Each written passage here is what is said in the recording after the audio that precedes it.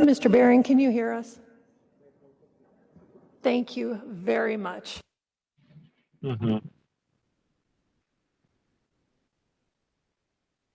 Make sure we can hear you. Yes, can you hear me? Fabulous. Great. We will solve video, and I think we're ready to go. Okay. We are going to go ahead and start with our first agenda item. And we are still working through a video issue, so you'll see us all individually. I would ask all members that when you want to speak, if you're online, you will likely need to just unmute yourself. I may not be able to see you. So with that, and can we acknowledge, I believe we still have a quorum of the members present. Is that correct, Mr. Del Castillo? Thank you. Mr. Irwin, thank you for being with us this morning. We're going to start with agenda item DCA 212009. Thank you very much. Give me one moment and time was okay.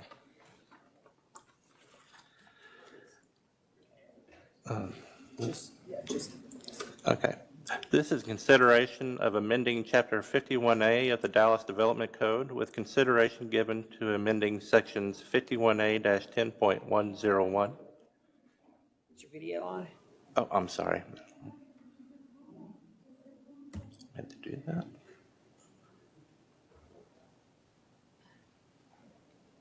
We can see you, Mr. Irwin. Very good. Let's try that again. Consideration of amending Chapter 51A of the Dallas Development Code with consideration given to amending sections 51A-10.101, 10.103, 10.135, and 10.140 to allow for a comprehensive response to the impact of the emerald ash borer, EAB, on the city's population of trees. If I can share my screen.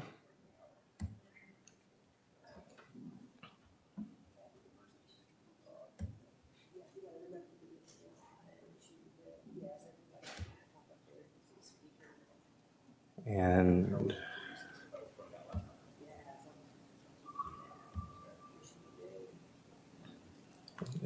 can you see this presentation fine now? Yes, sir. All right, thank you.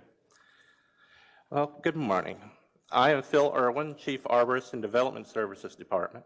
This morning, we will start with a request for limited amendments to Article 10 for the purpose of managing our responses to the emerald ash borer, or EAB. These are relatively minor amendments geared to achieving our strategies to minimizing the damages to the city's urban forest canopy. First, I want to give you a little background on the problem we face with this little green pest and how it got here. Then we'll cover the purpose of our request and the objectives the City Forestry Task Force is proceeding on with these amendments. I'll then briefly cover the amendments themselves, which are addressing only 4 sections of the code, and then finally we'll look into the next steps to follow. The emerald ash borer is a destructive wood-boring pest of North American ash trees. That is, all ash tree species on this continent.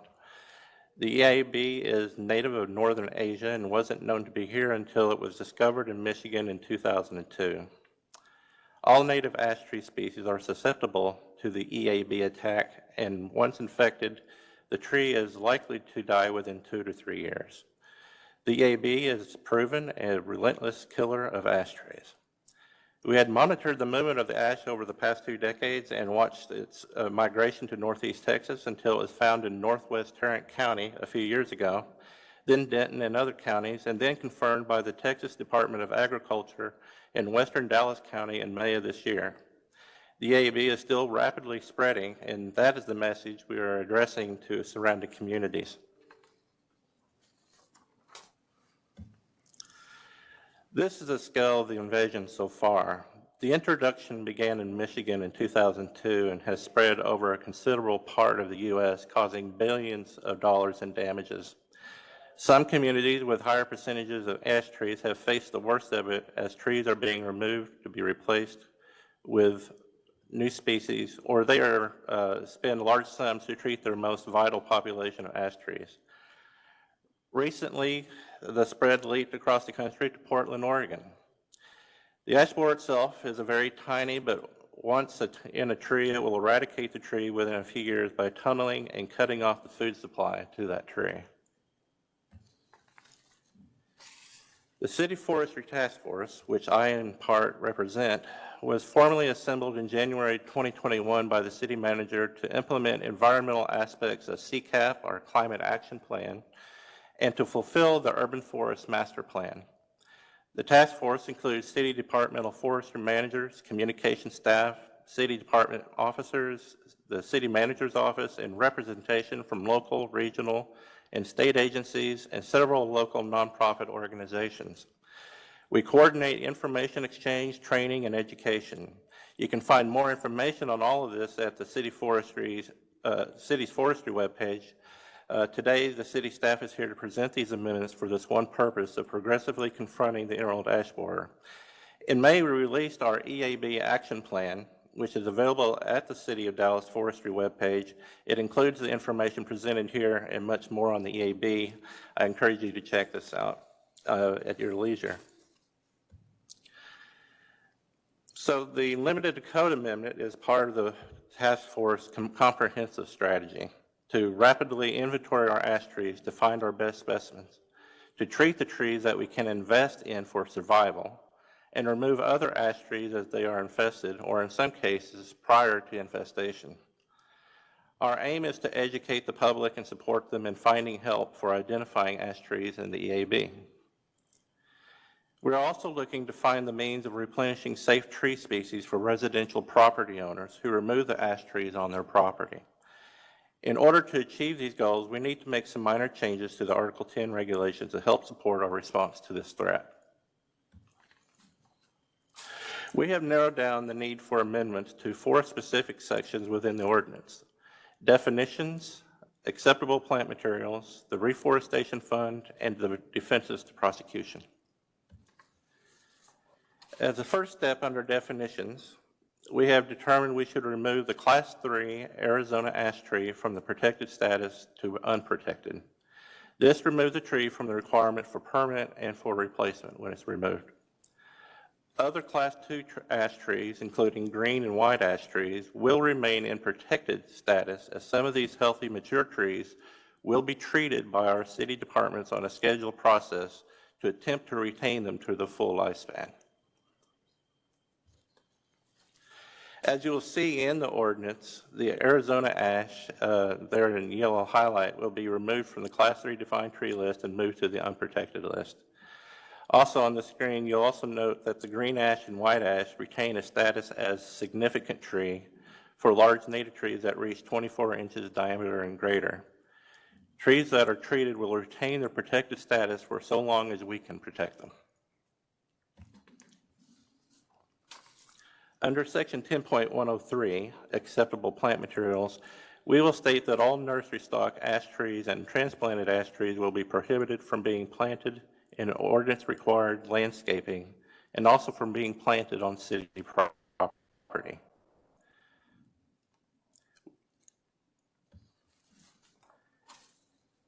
In text, this addition will state that all nursery stock and transplanted ash tree species are prohibited in required landscaping or on city property.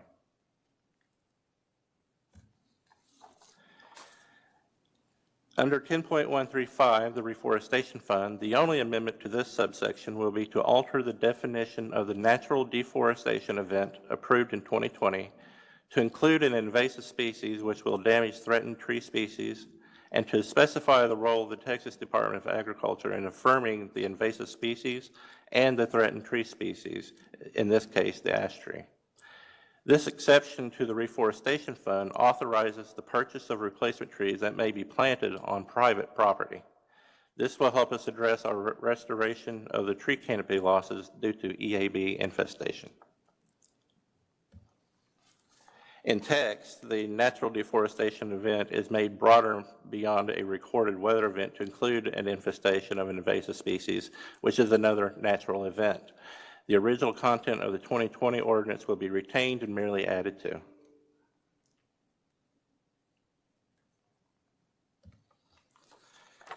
Finally, in 10.140, defenses to prosecution, the ordinance would authorize for the removal of a threatened tree species, the ash tree, that is under imminent threat of infestation to be removed before it is affected by the invasive species.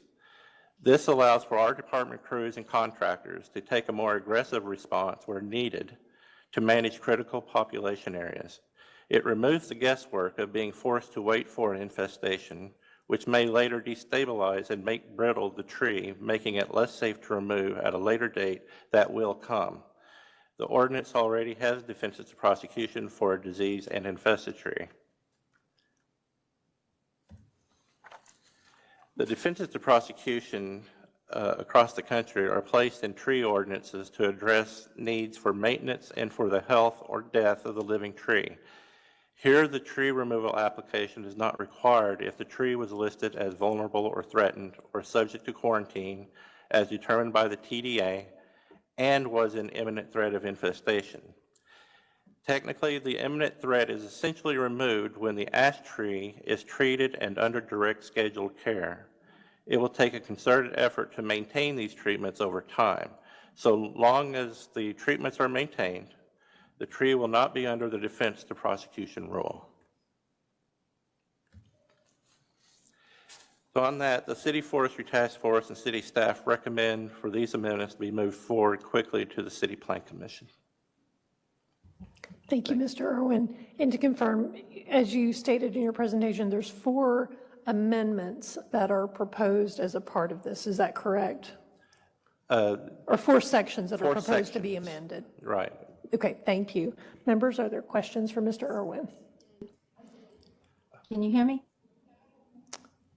Yes, Ms. Bagley. All right. Hello, Mr. Irwin. I have a question. I just kind of want to know the process. I have a big ash tree in my front yard. And right now it doesn't look like it has a problem. It's old. But how will I recognize what it is, and what do you mean, what is meant by it has to be removed?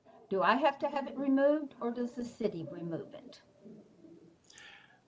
Well, if you have a large ash tree on your property, this is a matter that private homeowner will have to address. And our recommendation is to seek out a private certified arborist to come assess the tree with you, make sure it's an ash tree, and then also determine whether or not it's infested or not. Also, at this point, if it's a healthy tree, and also if it's infested, you can make some determination with the certified arborist to decide if it is prudent to try to begin treatment process, or if it is likely that you are to be losing that tree if it is infested.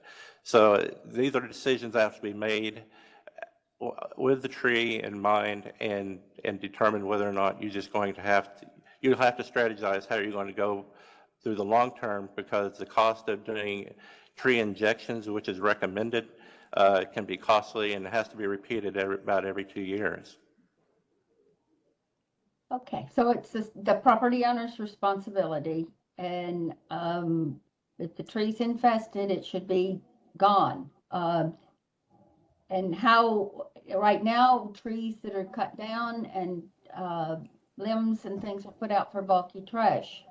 Does that mean that they have to be removed another way other than bulky trash? I'm not certain I have the affirmative answer on what to do with the bulk material. It should be removed to the landfill, I believe. Don't believe I have technical staff here to help support me on this one, but I believe it will need to be taken to the landfill. As you work with the certified arborist, you would need to determine what would be how you would handle the tree material at that time. One more quick question. When we recently Yes, tried miss. to work with the certified arborist, they were 13 weeks out before they could come. What happens if we can't get somebody to look at it? Well, the city staff will certainly try to come to your aid if we can to lend some assistance and then also see if we can help direct some arborists in your direction.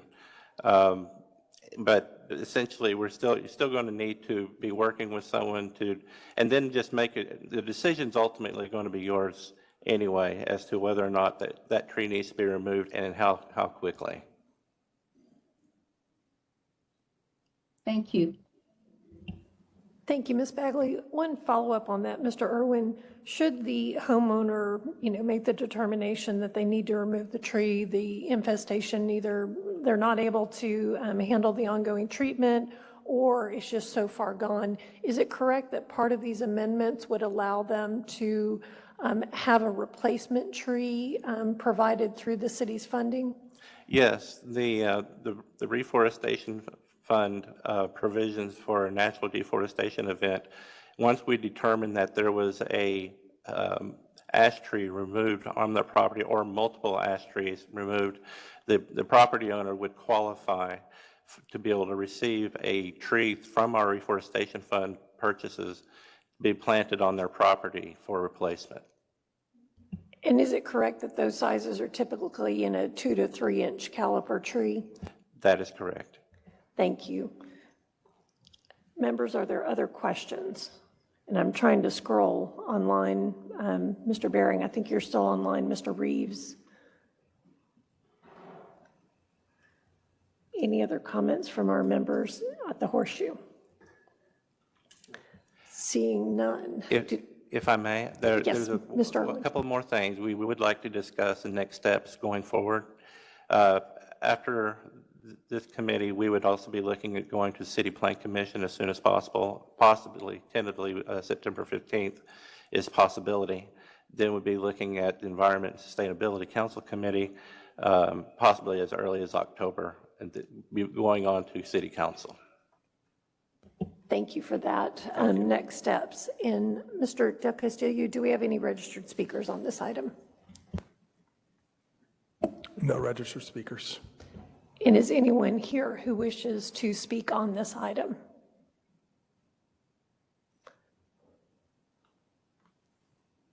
Seeing no one present. One final question, Mr. Irwin. Again, these 4 amendments that are proposed within Article 10, they're not requiring a tree removal. It's simply addressing this infestation issue, allowing the city to have the tools for tree removal as appropriate, working with the resident and the homeowners on that, and then providing a path for replacement trees to help support our overall forestry health. Is that correct? That is correct. Thank you, Mr. Irwin. Thank you. Members, do we have a motion? Mr. Hall. Madam Chair, I so move that we approve the recommendations as outlined in staff's proposal. Thank you, Mr. Hall. Thank you, Commissioner, for your second. Any discussion on the motion? Seeing none, we have a motion to approve the amendments to Article 10 per the staff report. Motion by Mr. Hall, second by Commissioner Blair. All in favor? Aye. Aye. Any opposed? Hearing none, motion carries. Thank you, Mr. Irwin, for being with us today. Thank you much.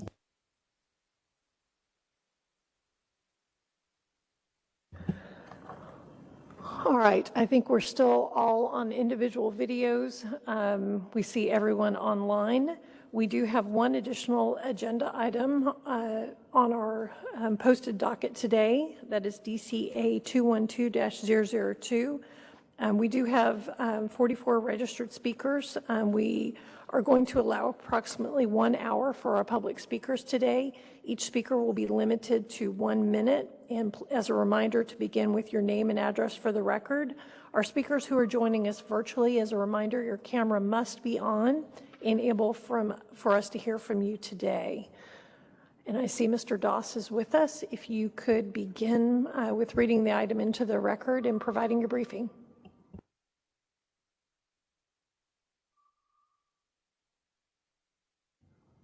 All right, can we all hear me? Yes, great. So this is item number 2 on the agenda, case DCA 212-002, consideration of amending chapters 51 and 51A of the Dallas Development Code, with consideration to be given to amending section 51-4.216.1 lodging uses and section 51A 4.205 lodging uses to define a new use called short-term rental lodging and related regulations. Did you want me to do the presentation first? Great.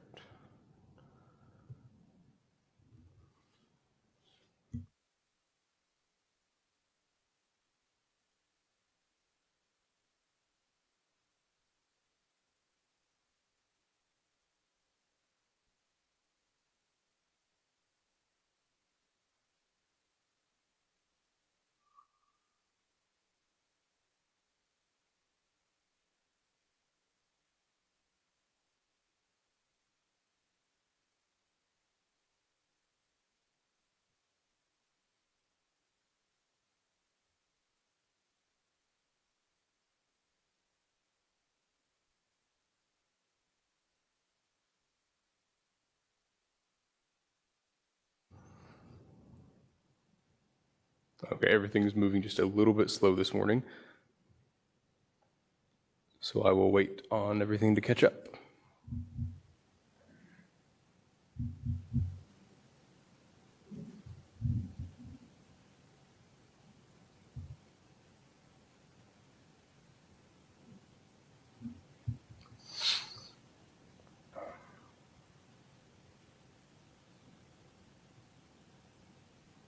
The screen appears to be frozen on my end. Hang on. Here we go.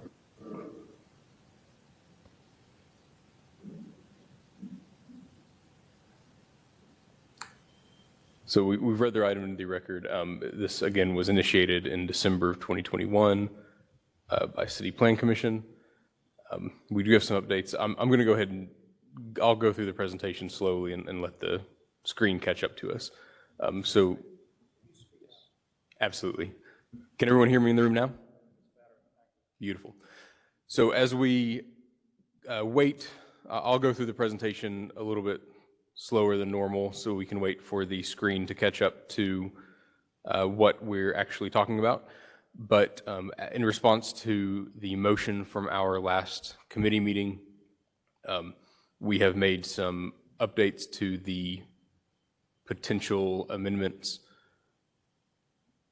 And can we check, are our online members still connected to the meeting? We can see it online on our devices. So I think it's just the City Hall feed is lagging. Okay. I got a network problem on my computer too. So we've gone through that motion, we've updated the presentation and the proposed amendments. The first item was a purpose statement based on the motion that was given to the staff. That purpose is to establish regulations to protect the health and safety of occupants of short-term rental properties, to protect the integrity of the districts in which short-term rental properties operate, and to preserve the neighborhood character of residential districts within the city, and to minimize adverse impacts to the housing supply caused by the conversion of residential units to transient use. Some updates to the actual regulations. Again, I apologize for those of us in City Hall who are struggling to keep up with this because of our screens. We added in for any project that has short-term rental units in the MF zoning districts, so where short-term rental lodging is permitted in those MF districts, so that's MF2A, MF2SAH, MF3, and MF4 zoning districts. Under the current proposal, short-term rental lodging would be allowed by right with a maximum of the lesser of 6 units or 10% of the total units. So there's no case in which there could be more than 6 STRs in one. We've structured it, we've worded it as, I believe, lot or property or building site, depending on, there are some projects that are built on one lot, there are some projects that are built on multiple lots but are considered one building site for purposes of doing math and calculations.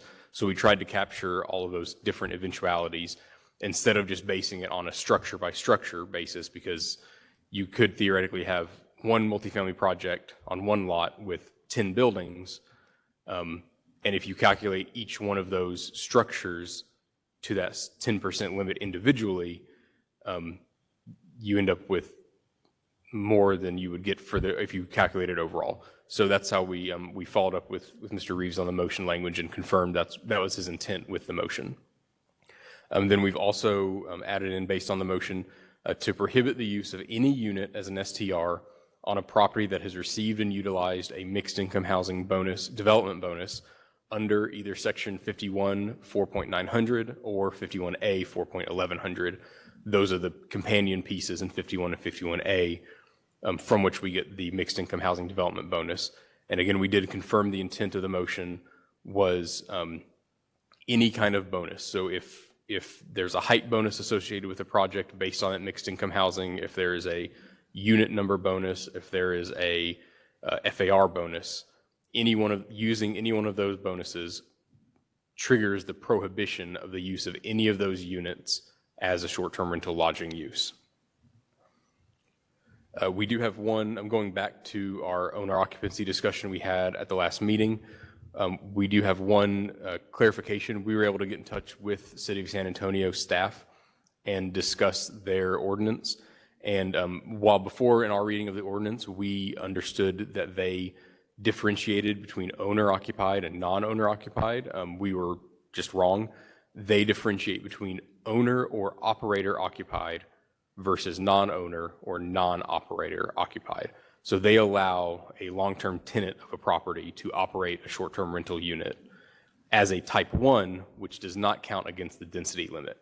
So theoretically, in a multifamily property, every single unit could be used as a short-term rental unit as long as it is operated by the occupant of that unit. Because those units are considered type 1 and they don't count against the 12.5% density limit per multifamily structure. So that's just a clarification. So essentially, San Antonio does not draw a line between owner and non-owner. It's the operator. Is the operator the resident or the owner of the property? Or is the occupant also the operator, or is the occupant also the owner? But it does not speak to, there's no difference in treatment between an owner and a tenant. The difference in treatment is between an occupant who operates the use versus a non-occupant who operates the use. And then we did have, there's some discussion of the recent court ruling. If there's any questions about that, we have Casey from City Attorney's Office to answer any of those kind of specific questions as it relates to the ability of the city moving forward to have any kind of difference in treatment between owner and non-owner occupied. So in terms of our proposed amendment, the actual text of the amendment, as I mentioned. Can you pause for one moment, Yes. Mr. Doss? I think some of us can see it online. However, it looks like we are paused, and some of our online members are saying that it's not advancing on their side. So Mr. Del Castillo, I think, is going to pull up the presentation to share screen and see if that'll resolve the issue. We think it may be your laptop. Thank you. And you may need to stop, well, you will need to stop sharing screen.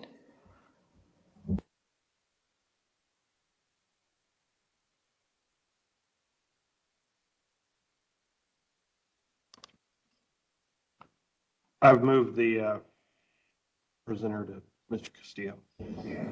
Thank you, Mr. King.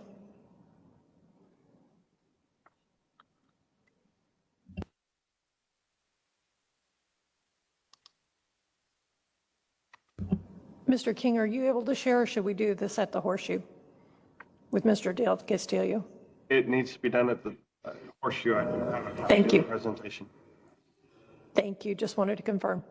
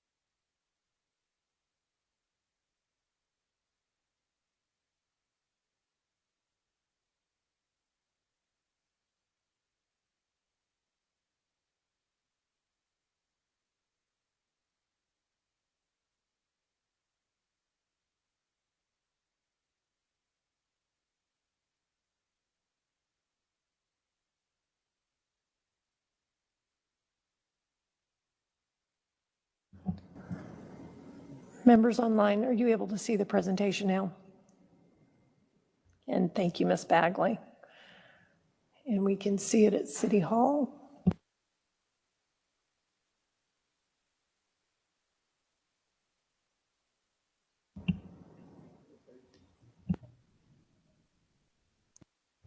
Keep going. That's what, okay. I think we have, go forward 2 more. 1 more. This one.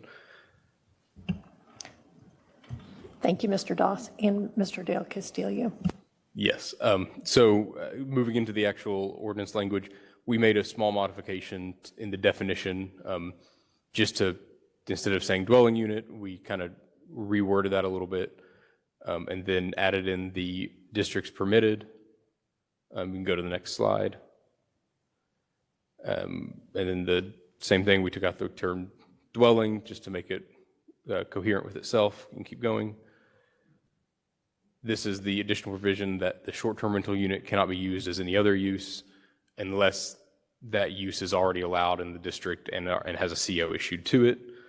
Now, I want to note that this does not include event venue because event venue is not a use that exists yet. That's an upcoming, potentially an upcoming new use to be added to the code. At that time, we can either add it into this definition, to this provision as well, or we can rely on the kind of last section of this provision that says any other use, you can't do any other use unless there's a CO for that use. We can do kind of either way. Next slide. These are the 2 new additional provisions from the motion. That is the 6% or 6 units or 10% of multifamily units located in MF zoning districts, and the prohibition on any units being used as short-term rental units for a project that has received and utilized a mixed income housing development bonus. And I believe if we go to the next slide, our next steps are for you to have the discussion. We have public comment, and then if the committee chooses to, this would you would be able to advance the proposed amendments to City Plan Commission, where they would do a review and discussion. They could make any kind of modifications as they deem fit, and then move it on to City Council for final approval authority. And with that, I'm here for any questions. So thank you. I'd like to start by going through some of the questions that came out of our last discussion, and then I think we've had some that were submitted by members in advance. So start with kind of the high level, and you covered this in your presentation. We're here today to discuss zoning regulations. That was our charge that was given us through City Council and also through the CPC 3-person memo. Is that correct? That's correct. And there's also separate regulations. And again, I know we have Mr. Reed here with us today to answer some of those questions, but the regulations are a separate chapter. And so we're talking about a definition being created, districts where it'll occur, in any other appropriate regulations. Is that correct? That is correct. Okay, thank you. So from our last meeting, there was a request for the draft ordinance to come before us. That's what's included on pages 5 and 6 of our case report.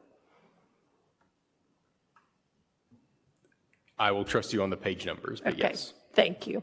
All right, so there was a purpose statement that was discussed. I think that's also included in page 1 of the case report. Those are the whereas clauses. Those actually go within the ordinance when it's adopted by council. Is that correct? It's not part of our code amendments. That's correct. There aren't any other uses in Chapter 51A that have a purpose statement. So for just clarity, consistency, it's more appropriate to put those in the whereas clauses of the actual enacting ordinance. Thank you. And I see Mr. Burgess nodding, so thank you for that clarification. And I've lost my page. Stand by. I know there was also questions about 311 data. Is that something that is available?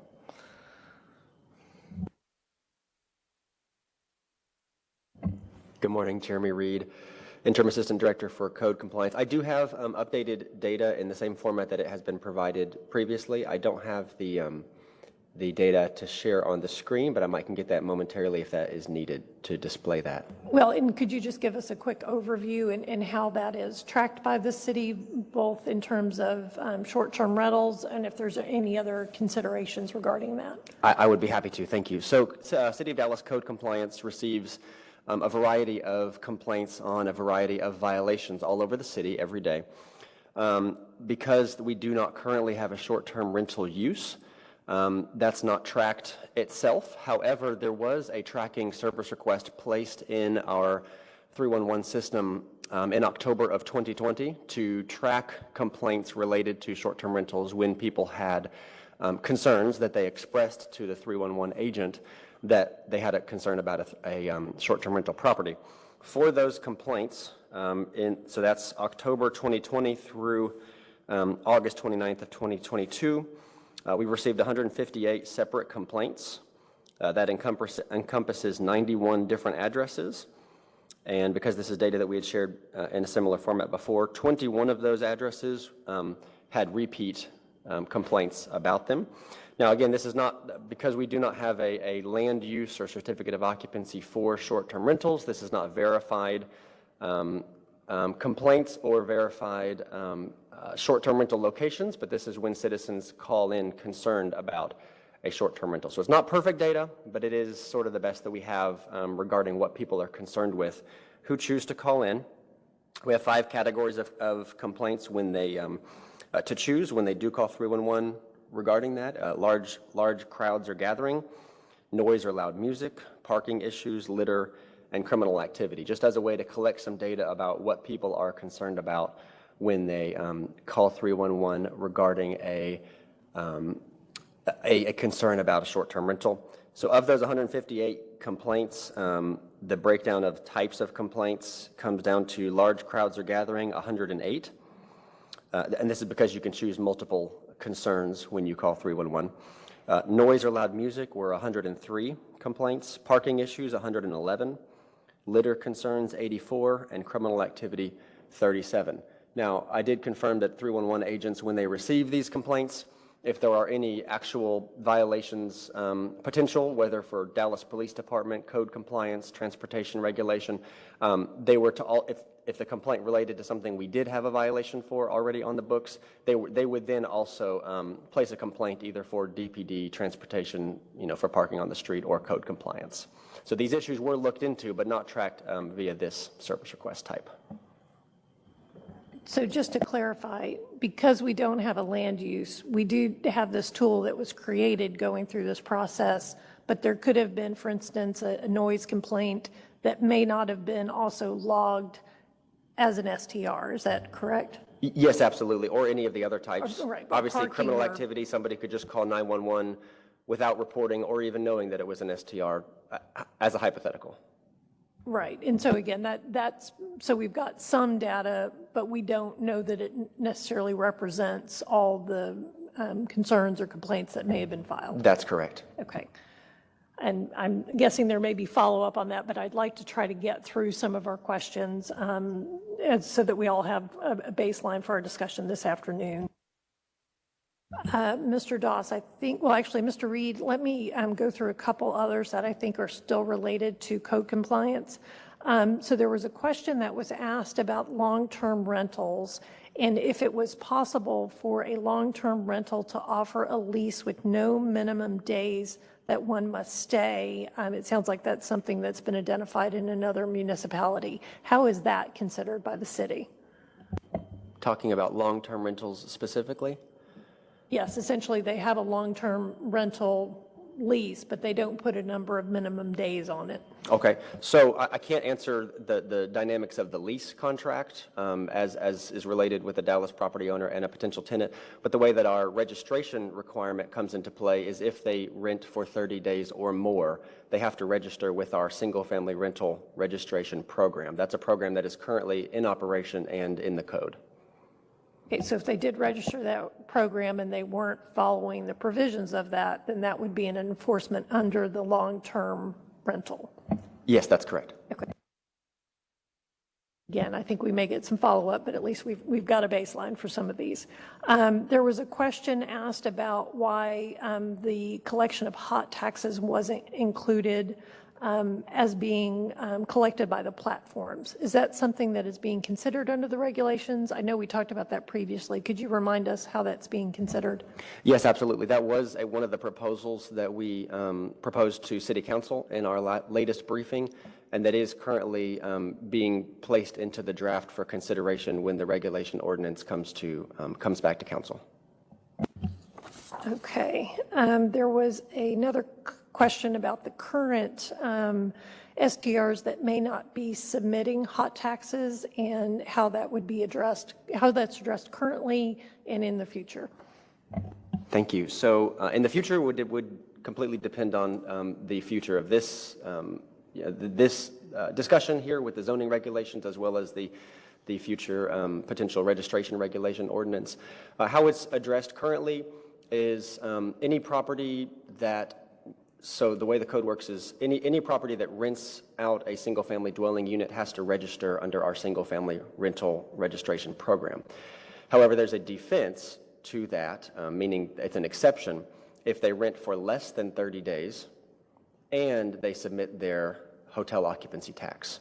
So if it's a short-term rental right now, they would have to register under our single-family rental program unless they could then prove that they have submitted their hotel tax. So if we get a complaint about a rental that has not registered, that we verify they are not a long-term rental registration, we would notify them. They would either need to register or more appropriately pay their hotel occupancy tax. And for that notification process, we partner with the Controller's Office to send out notifications that they do have hotel occupancy taxes that are due.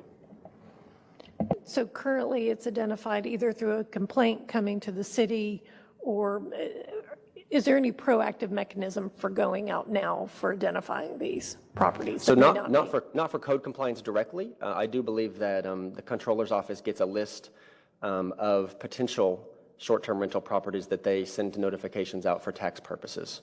I don't have specifics on that. Okay, thank you. And so in the future, again, that would be something that falls under the registration process that you just outlined. Is that correct? Yes, ma'am. Should registrations be required by council, then code compliance would be proactive in identifying potential violations for people failing to register. And again, I think you've addressed this one previously, but to confirm, there was a question asked about the public safety budget to include enforcement. Or is that something that is needed? Is it correct that, again, that the fees for registration are meant to help support enforcement? That was included in the original proposal. So yes, with the idea that there are enough short-term rentals out there that are allowed but registered, then that registration fee would then fund the program for application, inspection, and enforcement. Thank you. Mr. Doss.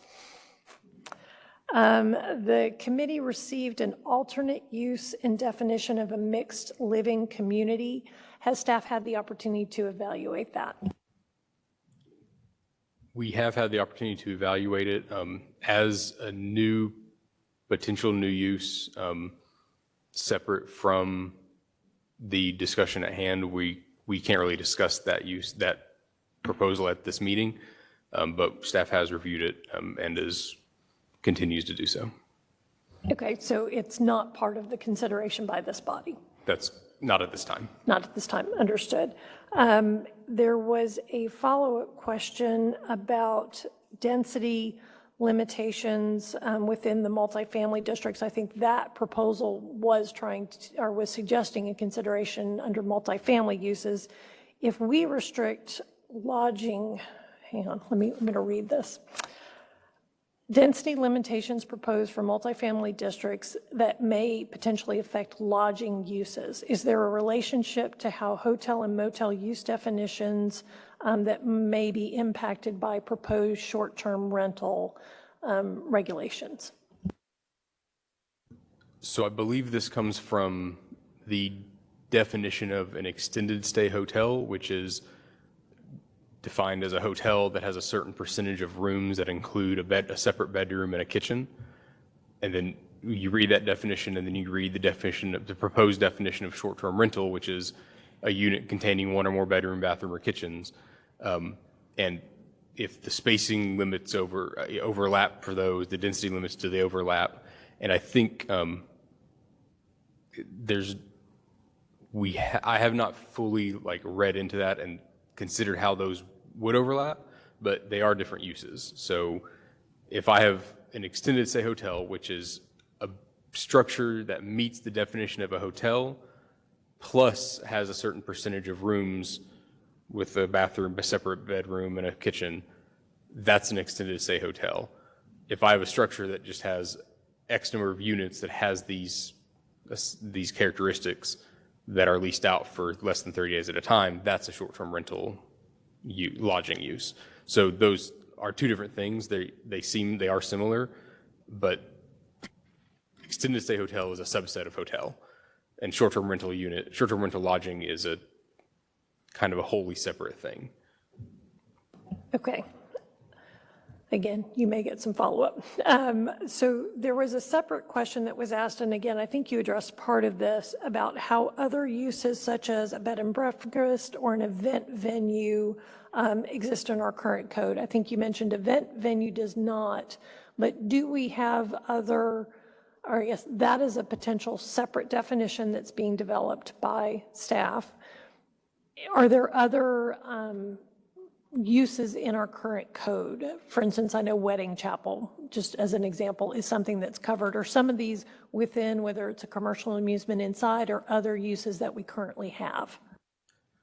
So when we drafted the ordinance, that specific provision prohibiting those other uses, we wanted to have specific ones in there because those are the ones that we felt had the largest amount of concern that were being co-located with short-term rentals.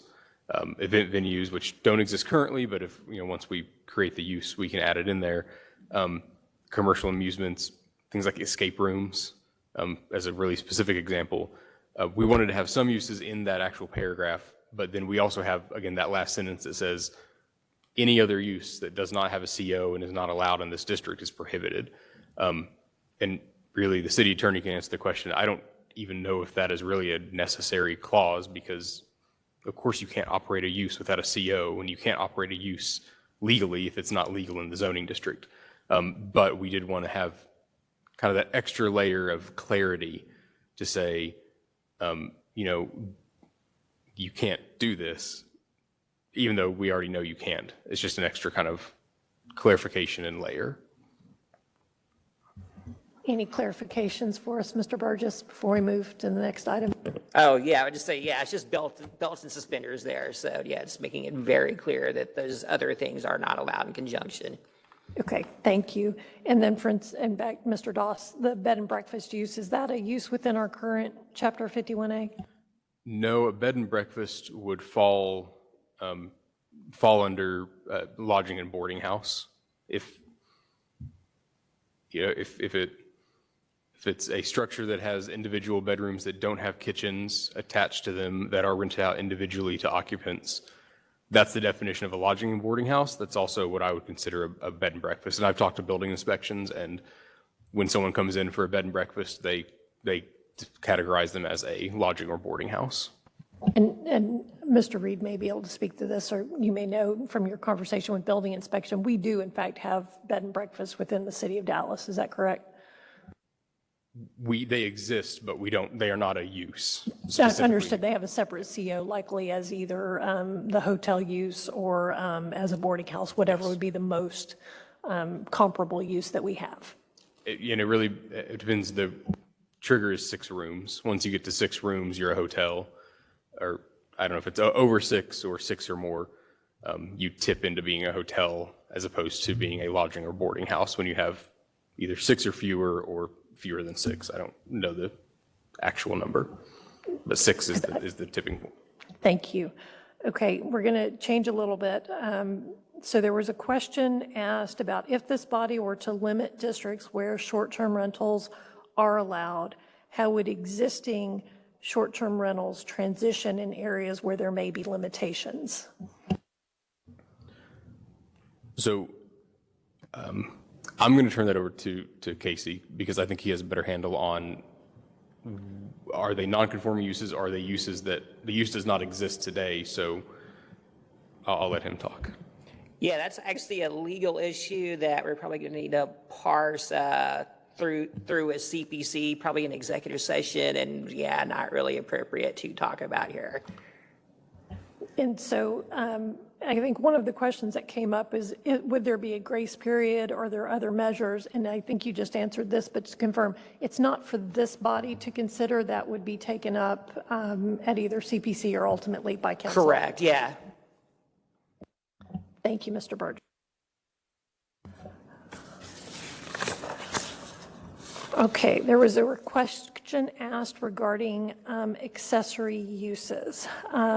Before we start on that, this one may also be a question for Mr. Burgess. At our last meeting, we discussed home ownership options, how those might be considered with state law, and I understand there may have been a recent appeals court ruling. Could you speak to that, Mr. Burgess? Yeah, so since you were last meeting, there was a decision in the Fifth Circuit, so that's actually one step below the Supreme Court. That's the circuit for Texas, Louisiana, and Mississippi that involved an ordinance in the city of New Orleans that required owner occupancy for short-term rentals. And the Fifth Circuit said that that requirement was unconstitutional, that it violated the Commerce Clause. So owner occupancy is off the table as far as a requirement for our zoning ordinance. There could be some other options that you could explore, sort of like the accessory thing that you mentioned. If that's something that you guys think you want to do, I would say just go ahead and make a land use recommendation on that, and we'll parse out those legal issues, again, with CPC and City Council if we need to.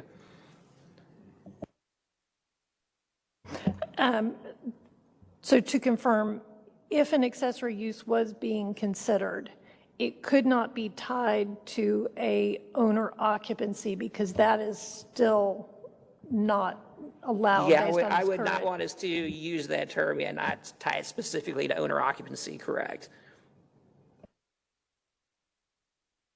Can you say that one more time?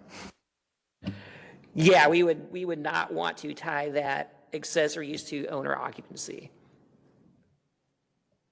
I anticipate you may get some follow-up on that one as well.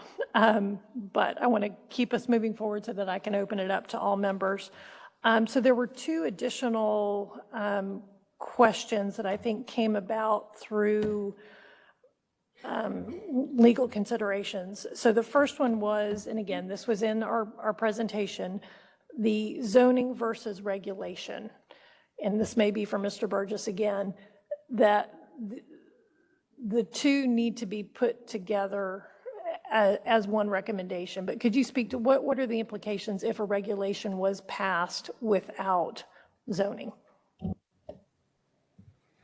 Yeah, so the risk is if you do regulations before you do zoning, that you could essentially preclude the city from doing the zoning piece under some of the case law that's out there. So that's some stuff that's still working its way through the courts. But yeah, you'd really want to bring the two together. And just in practice, that's the way we do it 99% of the time. If there's a regulatory piece, the zoning piece, those always pair up and go to city council at the same time. Okay, thank you. And then finally, there was a memo that was sent to the city attorney's office from the Travel Technology Association.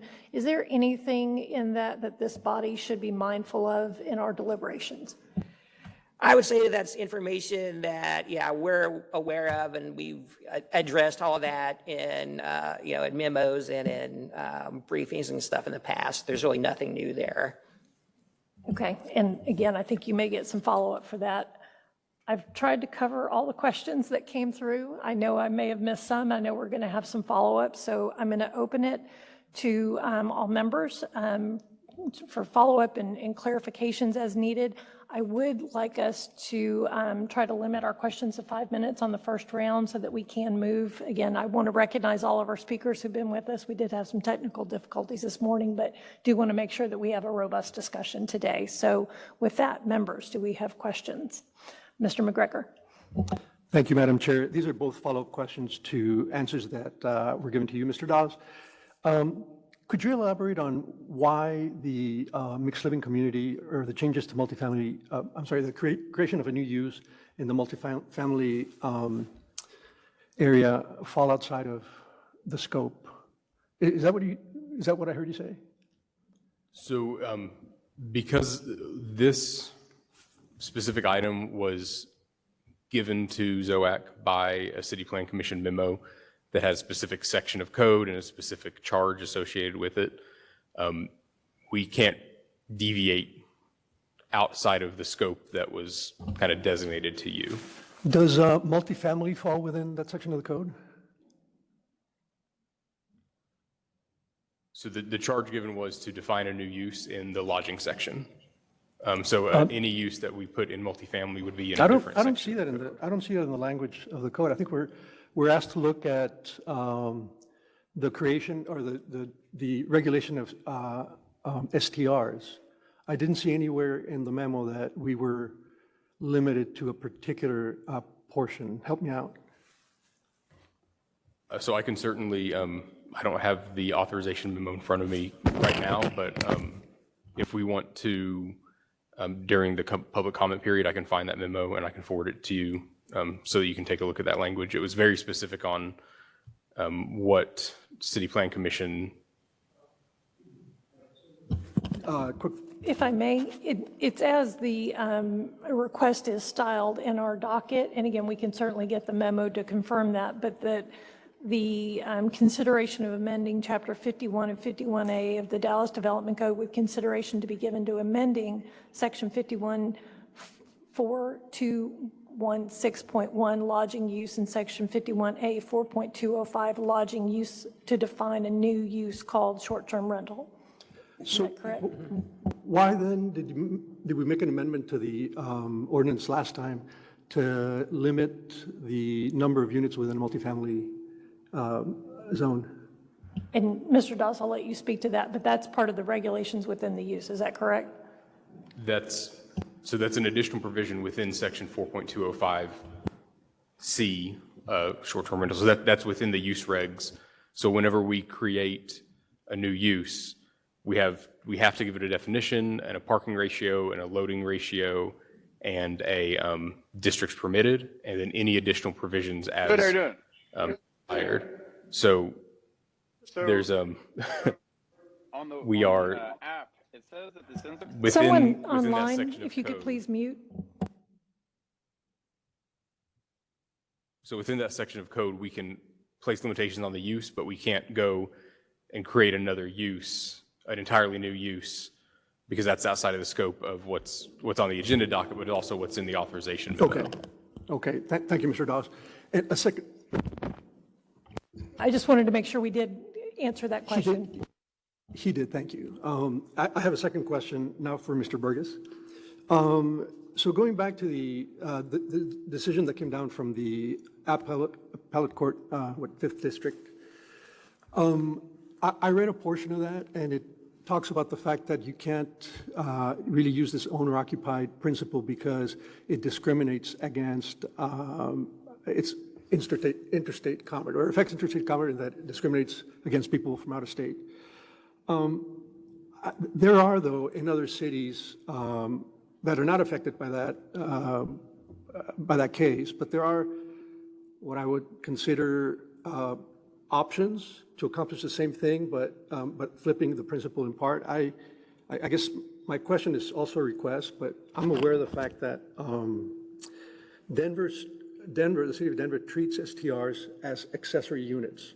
And so instead of saying you need to own it to live in it, they say if you live in your unit, then you're allowed to treat it as an ADU or as an STR. And then LA also has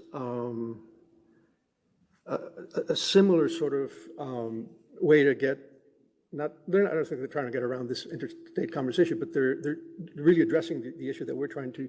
And unfortunately, I'm having technical problems myself, and I can't pull up my notes. But I would also ask you to look into how LA does it, and I think it's worth considering for us.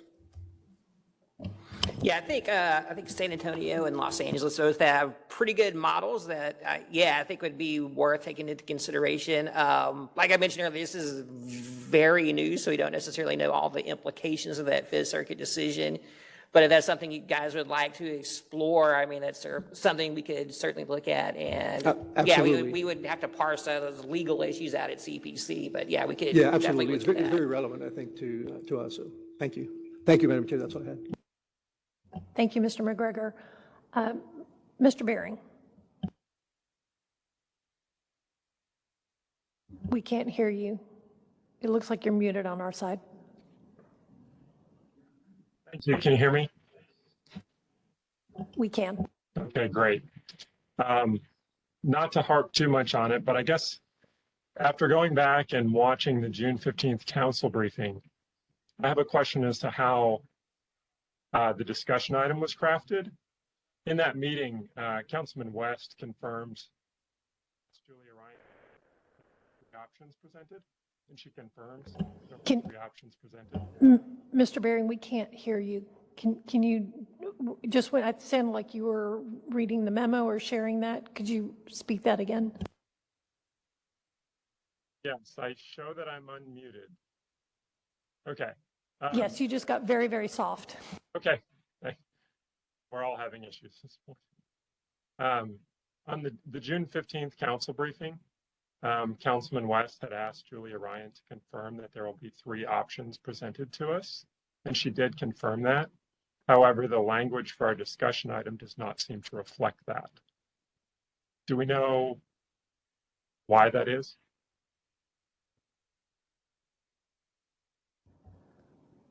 Mr. Doss, who would you like to address that?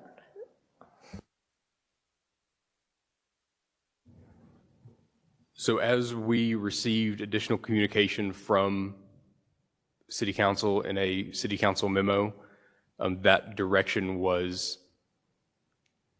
specific to creating a new use in the lodging section.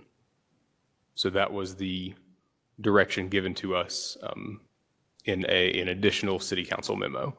So that is the direction that we took whenever we initiated our creation of this item.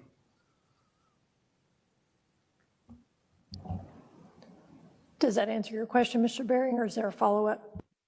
Sure. So it seems that there were, at least from my perspective, facts, things that happened, events between that council briefing and the drafting of this memo that I was not aware of, at least. So that's what I hear.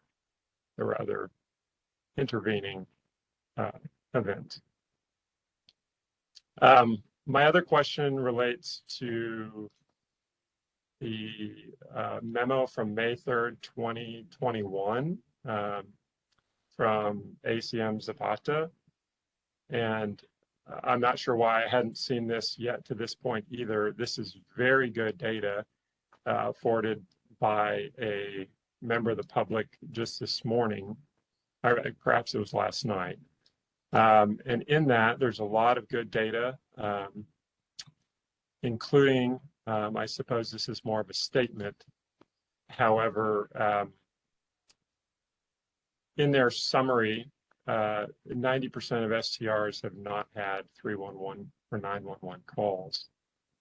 And 0.42% of the city's total residences are STRs.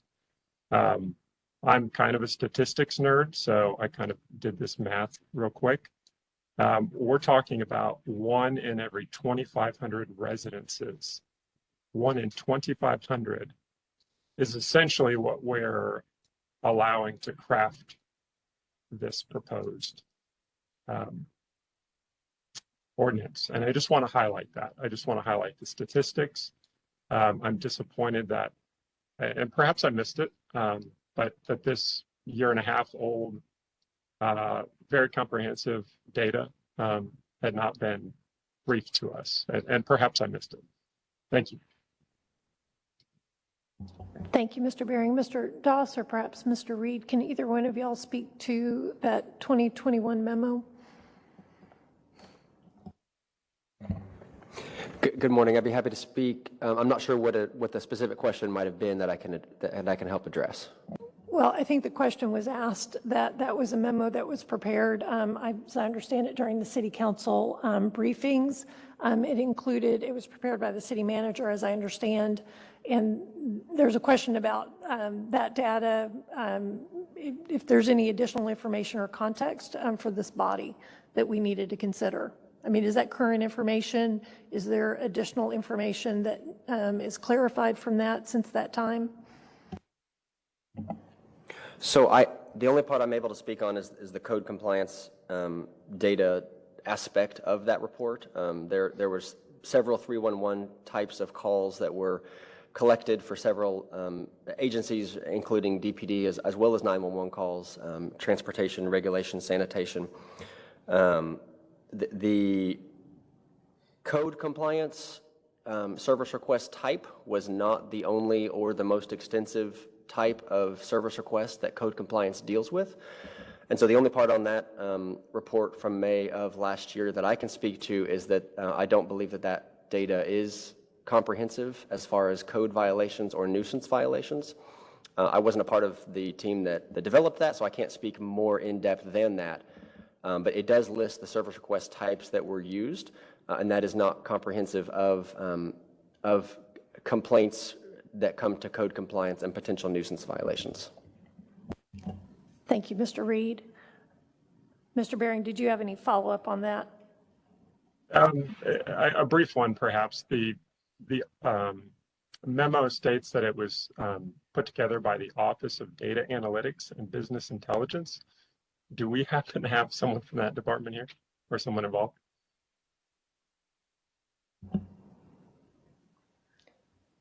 Stand by. I believe Ms. Udrea, Director Udrea, is going to give us an... Yes, Andrea Udra, Planning and Urban Design. Thank you for the question. We don't have anybody from data analytics with us today, but I can find out if they can join later or if they can join at the next one. However, I think that memo was under the guidance and direction of the Assistant City Manager at that time. So let me do a little bit of internal, but the purpose is for them to come and answer questions regarding that memo, right? Yes. Okay, let me get back on that. Thank you. Right, and as a follow-up, why, if I am correct in having not seen this memo until yesterday, why was it not shared with us? Thank you. Oh, the memo was shared and it's on the ZOAC short-term rental website. It was expressly requested by ZOAC at the first meeting. We talked about short-term rentals and it's on our website. And I think we even made a mention in the staff report and in our presentation in July to say that the website contains all of the council memos. And I specifically highlighted about the memo from May 2021 that's being there, the so-called white papers. Thank you. Thank you, Ms. Udrea. Mr. Hall. I guess this is for Mr. Doss. The proposal as presented to us would define short-term rentals as lodging use. Now, is that strictly for the purpose of collecting HOT, or is it also for the purpose of zoning short-term rentals out of residential duplex and townhome? So strictly speaking, the zoning ordinance, whether the zoning ordinance defines a use as hotel, lodging, or anything else, is not, in my understanding, relevant to the city's tax code. The city's tax code can define different uses as different things for different purposes. The purpose of the zoning code would be to establish zoning districts in which certain uses are appropriate or not appropriate. The two should be separate considerations. So the proposal then would eliminate, or at least attempt to zone out of RD and TH the short-term rentals. that would be the current proposal would be that short-term rental units would not be allowed in any districts other than those listed in the ordinance. So we would start at MF2 and move up, and they would be allowed, but MF1, And Ds so- and Rs, they would be prohibited. And so that is a very simple solution to a very complex problem. I mean, on one hand, we have widows with a couple of rooms to rent out their house. And on the other hand, we have massive corporations with thousands of units renting things as STRs. We're lumping them all together and trying to get them out of residential. And I think that's something we haven't really discussed in detail. There was some original briefing about type 1, owner occupied versus type 2, and that seems to have fallen out of subsequent briefings and the proposal. And as I mentioned 2 weeks ago, I think that seems to totally eliminate everything, just seems grossly draconian or unfair, perhaps. We don't have, I'm a scientist, I like to have data. I don't think I've got the data that says that's justified or not, but it seems unfair to me based on what information I have.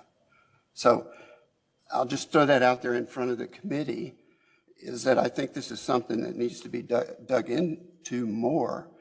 And it was the reason that I voted against moving this up to CPC last week.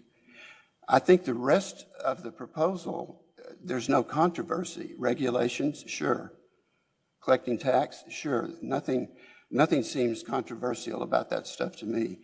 But zoning thousands of, well, potentially thousands, maybe we don't have a good handle on that, but just eliminating these things instantly by zoning action doesn't seem quite the equitable approach to me. So I'll just leave it at that. Thank you, Mr. Hall. Members, do we have other questions? Then I will ask a follow-up question. Mr. Doss, could you speak to if staff had evaluated a potential accessory use? I know you had forwarded us some of the other ordinances, other municipalities. Mr. McGregor mentioned Los Angeles, San Antonio has come up. Can you speak to how that may have been reviewed by staff?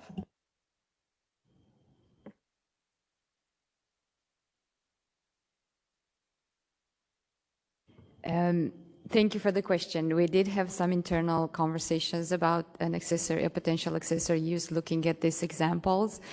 We didn't explore it because we were not ever directed to do so. So if the committee would like for us to explore it, we can. I would put what Casey Burgess' caveat from earlier to we will need to look into an accessory use in the light of the new case law decisions from last week, I think. So again, if you would like for us to explore it, we will, but please keep in mind that the newest case law will play a role into it. So if this body were to want to explore that, we would need to give direction to staff, and we would also need to be mindful that there may be limitations based on the recent ruling. Yes, please. Okay, and I'm just going to say this one more time to make sure I've got it clear in my head, is that most of the accessory uses are structured around a resident occupant, a homeowner occupant, as we would traditionally think about it. However, a resident in this case could be an investor owner, not necessarily what we would traditionally think of as a homeowner. Is that fair? And Mr. Burgess, that may be for you. I would refrain. And we don't know yet because that's the legal first. analysis that needs to happen. Correct. Okay, thank you. Again, I just wanted to make sure I was thinking this through correctly. Thank you, Mr. Burgess. Thank you, Dr. Adrea. Members, are there other Yes, ma'am. questions? Oh, Mr. McGregor, sorry. Mr. Burgess, this is for you to follow up on what I just heard that frankly I found it shocking. Is it in fact true that we are not allowed to look at whether or not short-term rentals could be permitted in single-family neighborhoods? No, that's not correct. So the charge that came from CPC was to look at these as a lodging use. Looking at them as a lodging use doesn't in and of itself specify what zoning districts they would be allowed in or prohibited in. So that would just be part of, your definition that you would come up with. You could say they're allowed in these districts, not allowed here, but that doesn't necessarily tie you, just saying, in and of itself, saying that they're lodging doesn't necessarily bind you to anything in that aspect. Okay, but then why, I don't want to overstate things or say something inflammatory, but the way this is written, it almost seems like it's rigged, so that they're going to be, such as the earlier question related to the new use that was proposed under multifamily, it's interconnected to the issue that we're dealing with. When we get to single family and look at what hundreds of people have asked for, that they want to be able to use their home as an STR, are they going to hit a brick wall when the city tells them, well, STRs are really lodging, and lodging is not allowed in your zoning code? Yeah, so that would be really up to CPC, City Council, you guys, where you guys want to allow these. So you could say they're allowed by right in single family. You could say they're allowed by. But my question is, are we going to be told that when we begin to look at that, are we going to be told that that's outside of the scope of this authorized hearing? No. Okay. No, that's not outside the scope. No, like I said, just because you're looking at it under a lodging use category doesn't necessarily say what zoning districts it's allowed in or prohibited in. That's for you guys to decide and make that recommendation. Okay. Well, that's a huge relief. But then the follow-up to that is, then I still don't understand why the other use that was presented under multifamily couldn't be considered or discussed here. Okay, because that would be a completely different use than short-term rental. So if that's something that that someone wants to consider, that could just be a simple 3-signature memo at CPC to initiate that and send it to you guys. So, but that, the way everything's noticed, that wouldn't be included in the current notice. I see. But then, all right, but the balance is then why were we able to make why were we permitted to make an amendment to the ordinance limiting the number of units in multifamily? That's also not specific to, under the same rationale, it's not specific. Yeah, that actually falls under the short-term rental use, so that's an additional provision, sort of like a density provision for the use. I see. So yeah, that would be a normal requirement of the zoning. Okay, all right, thank you. Thank you, Madam Chair. Thank you for the follow-up. There's a lot of nuance in some of these considerations. Other questions?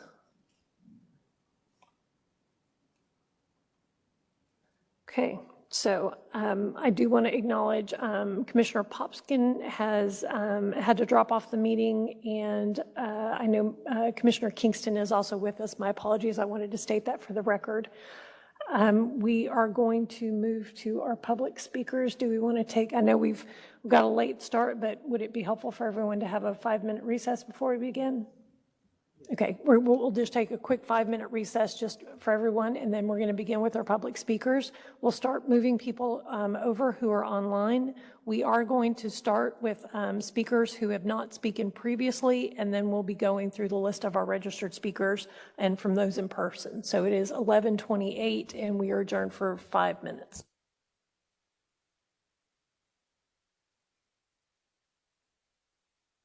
We're recording now. Thank you, Mr. King. Mr. Illich, thanks for being with us. Please begin with your name and address for the record.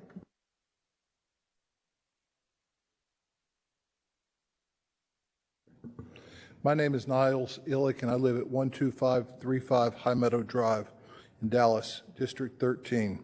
Gay Willis has been a real ally to me in this effort. Thank you for having me. I'm a board-certified appellate attorney and I have a PhD, but I'm here today as a citizen, a lifelong citizen of Dallas. I attended Meadowbrook, then I went to Preston Hollow Elementary. From there, I went to Good Shepherd and ultimately to Jesuit. I returned to raise my daughter in a safe and comfortable city near my mother, near her grandparents, and near her cousins. I have a short-term rental 4 doors down from me that is being operated as a brothel. It's run by a group of women known as the Bungalow.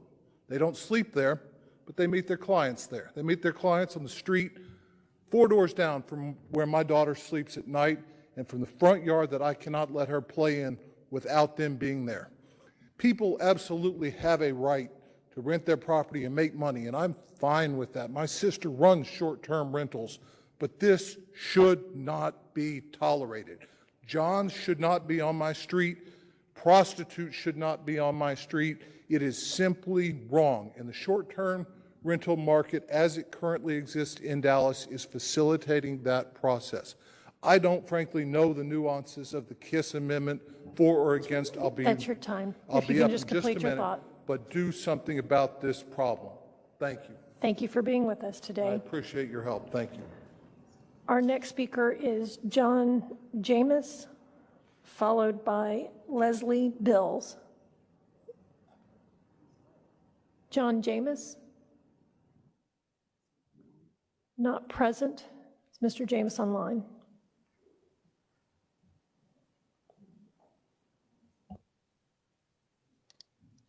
Not online. Not present, not online. Leslie Bills, followed by Paula Streif.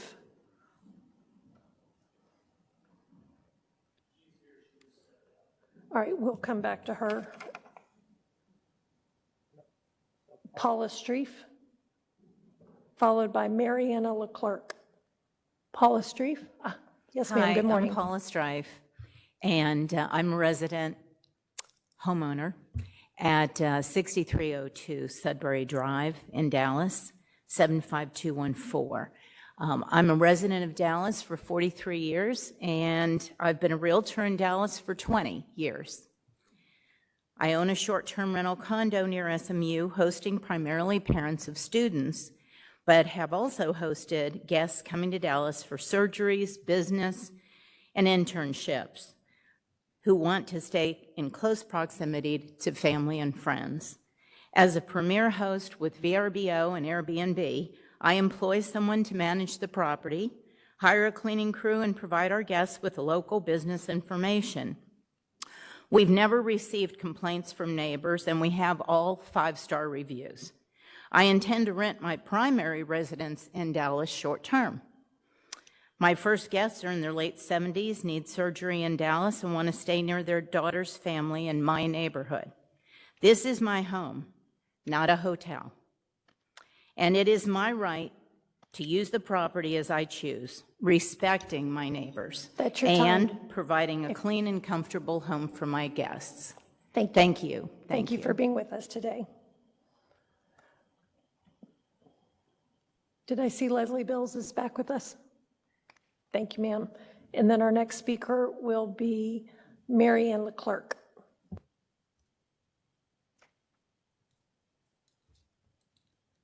Sorry about that. Leslie Bills, 5907 Prospect Avenue.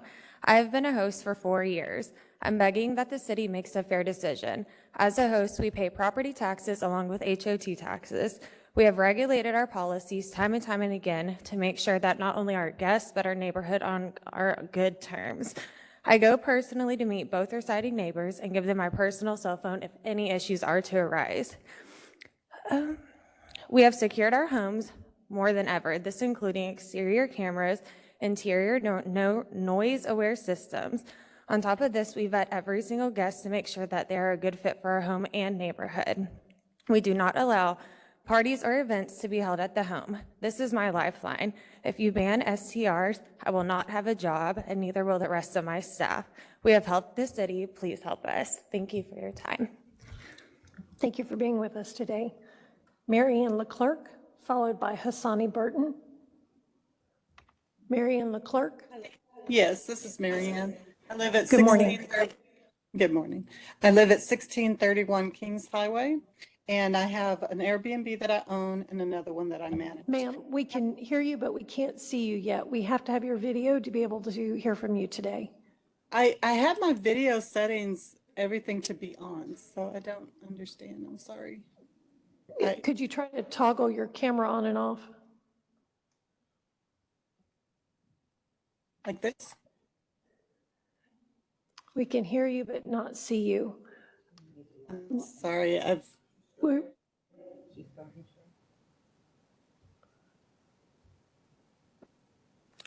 okay, well, I'm sorry. oh, wait, no, we can see you. If you can, start with your name and address again. Thank you. Okay. Yes, ma'am, we can. All right, thank you. I'm Mary Ann LeClaire, and my address is 1631 Kings Highway, Dallas, Texas, 75208. I own an Airbnb and I manage one. So the one I own has a swimming pool, fenced-in backyard, and people that come to the town with pets love it and with children because they have somewhere for their kids and their dogs to run around. Also, my favorite types of bookings, the ones I get most of all, are the multi-generational family visits. You got grandparents, their children, and the grandkids. They can all relax together. It's not the same as doing 2 or 3 rooms at a hotel. And you have friends that are meeting in Dallas from all over the United States. You have business travelers. You have Dallas homeowners that are doing construction on their houses. You have new to Dallas people that are looking to buy a home, and they have to have somewhere for their entire family to stay while in the process. And I have homeowners that are just waiting for their loans to close so that they can move into their new homes. And so you want to provide them with a similar type of home situation, and that's not a hotel, that's an Airbnb. I Ma'am, appreciate that's your time. If you could finish your thought. That's it. Thank you. Thank you for being with us today. Hassani Burton, followed by Barbara Page. Hassani Burton? Not present.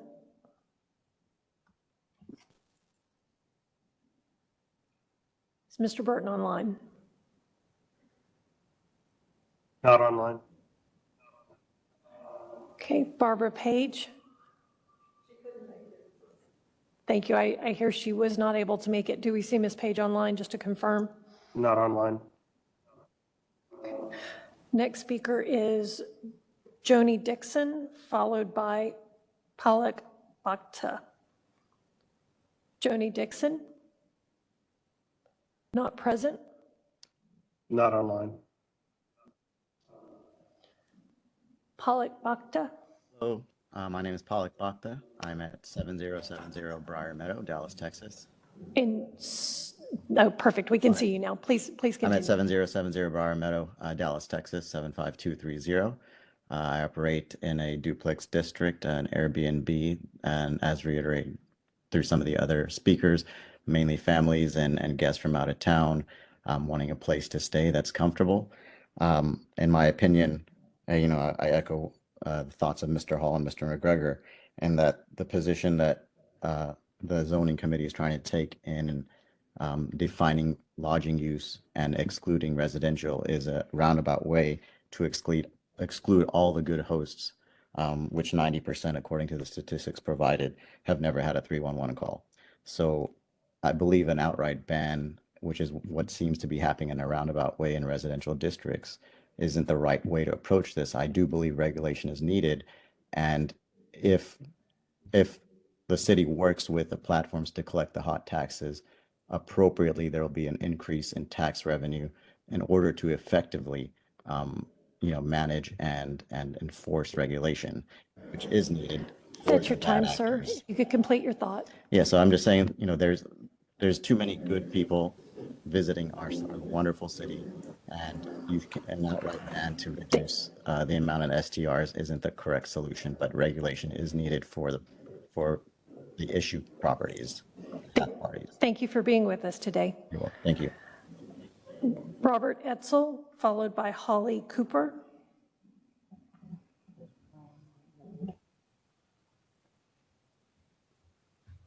My name is Robert Etzel. I live at 5342 Ridgedale and 5343 Ridgedale.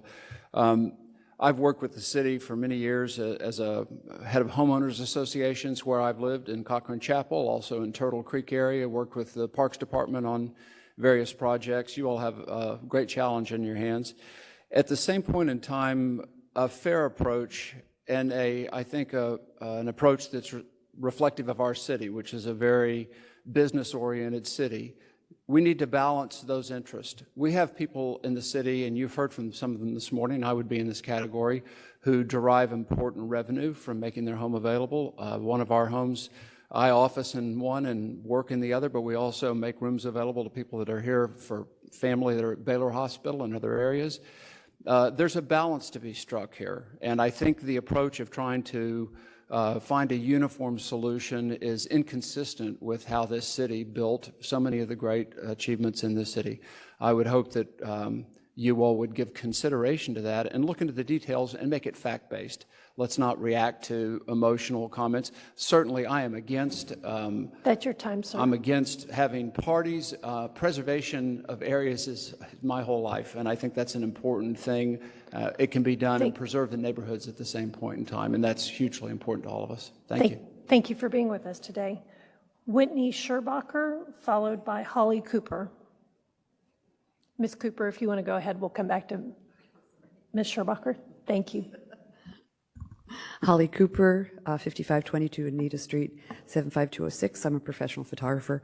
I started my Airbnb in 2013 with guests from France and Rome and Australia and Belgium. I'm a very good tour guide and ambassador, and I give everyone a great sense of Dallas as a place to visit. My husband died in 2012 and left me the house we lived in since 1986, and many needed repairs. I feared I couldn't manage without the second income.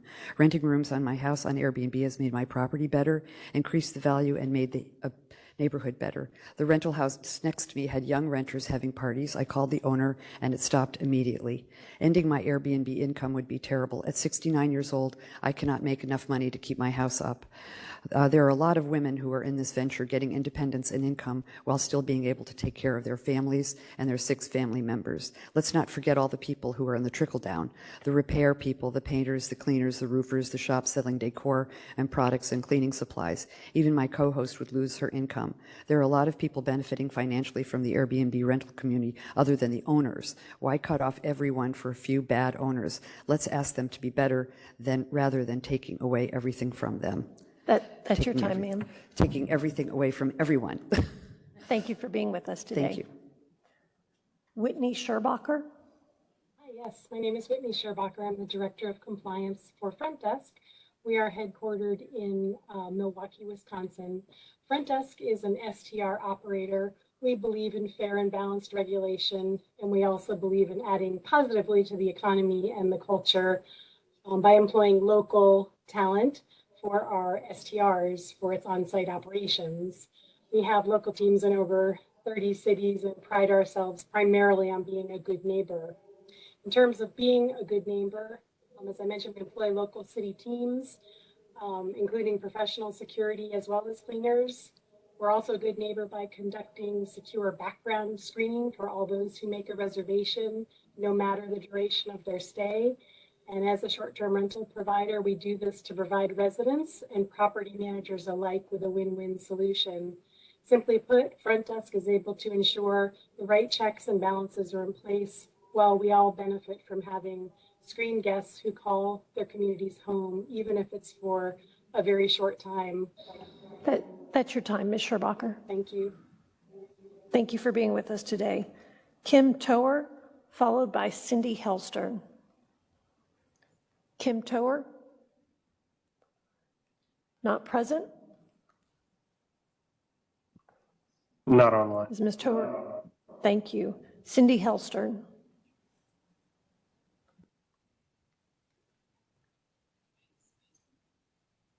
Good morning, Chairwoman, and thank you so much for hearing me.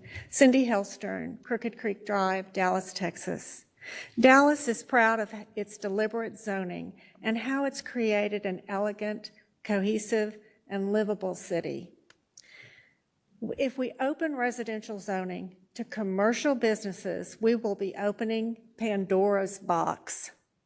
Imagine living next door to a public swimming pool. Swimply.com. A public dog park? Sniffspot.com. A wedding venue or a prostitution trap house? Those are favorites in my neighborhood. Airbnb, VRBO. If we don't get this right, it will be nearly impossible to put that genie back in the bottle. Our city council members, mayor, they have all spent an inordinate amount of time looking at this with our attorneys. So have the courts. Dallas needs a stake in the ground land use definition, and that's what I'm asking of you today. Keep commercial for profit businesses out of our residentially zoned neighborhoods. Thank you for being with us. Thank you so much. Tom Forsyth, followed by Timothy Sigler. Thank you, Ms. Chair. My name is Tom Forsyth. I live at 2115 Siesta Drive in District 4. And I'd like to make a few points here. There are 7,000 short-term rentals in Dallas today. They're growing at 58% a year. 85% of them are owned by absentee owners or investors. They're not on site to monitor the activity of their guests. And when we look at the 911 and 311 calls, the information in the Zapata report that Mr. Bering refers to is inaccurate. New data was provided by the Data Analytics Department to the council, and it revealed that there were 1,157 311, 911 calls against STRs during a 2-year period of time. And actually, Mary Nagler did a study when data was available to the public in 2020 for a 7-month period of time. And there were actually, she studied 41 SDRs, and there were 3,173 complaints against those 41 properties in that 7-month period of time. She did a study. That's your time, Mr. Forsyth. And the city spent $540,000 in enforcement and only received $20,000. Thank you for being with us, Mr. Hell. On these properties. Please Please do something. Mr. Hellstern, that's your time. Thank you for being with us. Timothy Sigler, followed by Martin Sigler. Timothy Sigler, not present.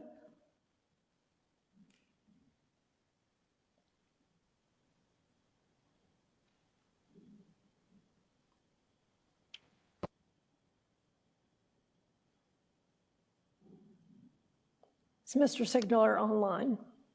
Yes, he is. Hang on 1 second. He dropped off and came back on.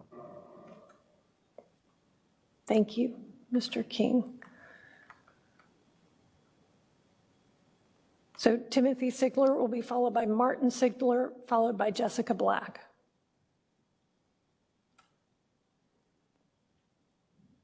I see Ms. Black.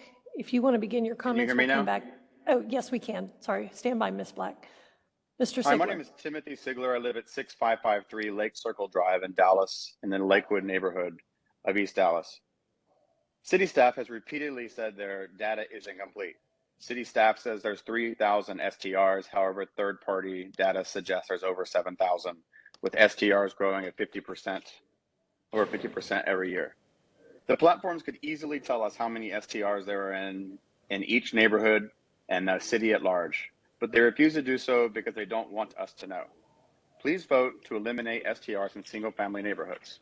In addition, have any of y'all ever gone on the 311 app to try to find where to report STRs? It's very difficult. So when I've tried to sit on the phone with 311, it's 45, 55 minutes. I have 2 kids, trying to get them to bed. I can't sit on the phone for that long. And if you go on the app, it's useless. And it's very difficult to find the STR, and I had to have someone point out the 10-step process to get there. That's it. Thank you for being with us, Mr. Sigler. Martin Sigler. Hi, my name is Martin Sigler. I live at 6553 Lake Circle Drive, Dallas, Texas. What is the purpose of zoning? Zoning is what allows families like mine to live safely in our neighborhoods without fear of a business operating out of the house next door. The designation of single family in zoning means a neighborhood has been set aside by law for single families to safely abide. Neighbors don't have to worry about a liquor store or strip club opening next door. They don't have to worry their neighbor will operate a used car lot or auto mechanic shop in their front yard. Short-term rentals are not single families. They are businesses, period. And not just any business. An STR can be just about anything you want. Motel, party venue, drug market, brothel, and even a film set. Citizens should not have to endure this daily assault on the peace and safety of our neighborhoods. We should not have to act as the eyes and ears for the city's enforcement. Why? Because zoning protects us from these harms, plain and simple. Where will we go next? What will be the next exception to the rule? Motels are okay. What about a kennel? What about a used tire business in your neighbor's garage or a nail and tanning salon? Why not? Where will you draw the line? I urge you to draw That's it your now time, and Mr. adopt Sigler. a solution to ban short-term rentals. Thank you. Thank you for being with us today. Jessica Black, followed by Bill Morrow, then Ellen Beedling. Ms. Black? Hello, I'm Jessica Black from Arlington, Texas, and I'm speaking on behalf of the Texas Neighborhood Coalition. Last week, the STR regulations that differentiate between owner-occupied and non-owner-occupied STRs violate the Dormant Commerce Clause and are unconstitutional. This means if the City of Dallas allows residents to operate a lodging business out of their primary residence in a residential zone, it must also allow institutional and absentee STR investors who remove large numbers of entire homes from the long-term market to do so under the same terms. This recent Fifth Circuit decision reinforces why the Keep It Simple solution is the best option.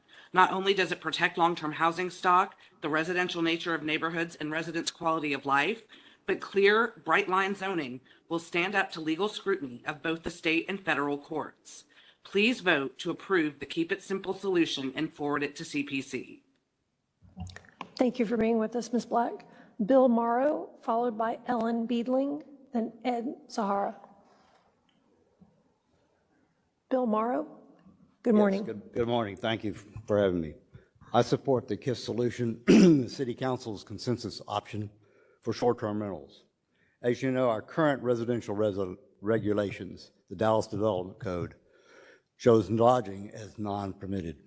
Shows lodging uses as hotels and motels. Hotels and motels are generally defined as businesses providing public accommodations, including tourist houses, for 30 days or less. If lodging uses in the code are hotels and motels, and STR type usage fits within the hotel motel definition, then STRs are lodging, non-permitted residential use. Perhaps because STRs are not specifically defined in the code, there's a question as to their definition. Therefore, I ask you to perfect or correct the letter of the law to the spirit of the law and amend lodging uses to define their use, short-term rental lodging, and send your findings to the CPTC. Thank you. Thank you for being with us. Ellen Beedling, followed by Ed Sara.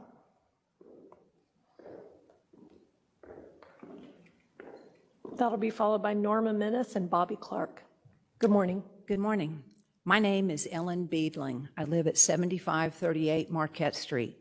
At the last meeting, the question was raised of how the city will ensure the STR platforms like Airbnb and VRBO comply with STR regulations. Citizens have been working with code to make sure platform accountability is a key piece of any STR regulations. Platform accountability allows the city to fine the platforms for collecting fees on STRs that lack permits from the city, thus forcing them to play by the rules. Denver added platform accountability to its ordinance in 2020 and now has a compliance rate of over 90%, one of the highest in the country. Platform accountability, coupled with the Keep It Simple solution, which upholds our existing residential zoning and its prohibition on lodging uses, will give Dallas the tools it needs to preserve and protect our long-term housing stock, public safety, and residents' quality of life. Thank you.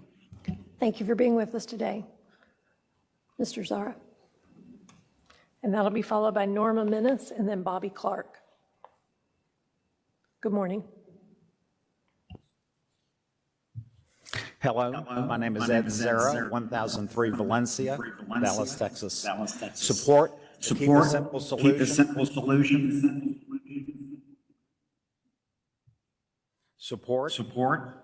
Keep It Simple Solution. Council consensus on it.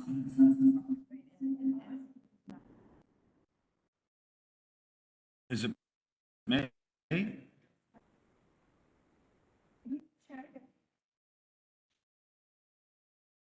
Hello?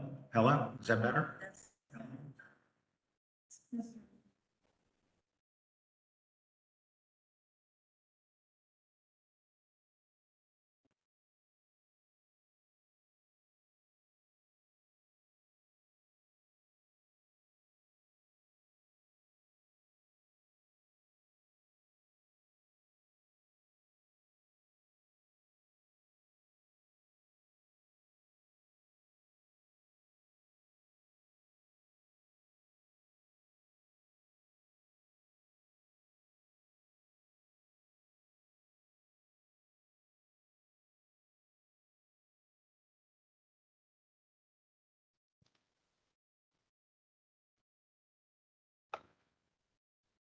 I'm sorry to interrupt, but we can't hear Mr. Zara online.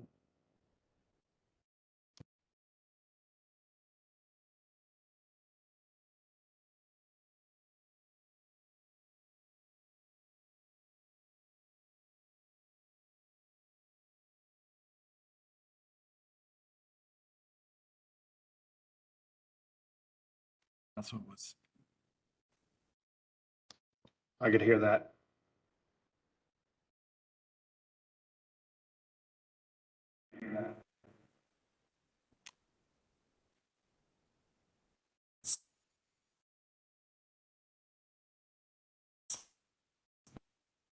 Testing. Are we still? No. I could hear that online. We good? Let's give it a shot.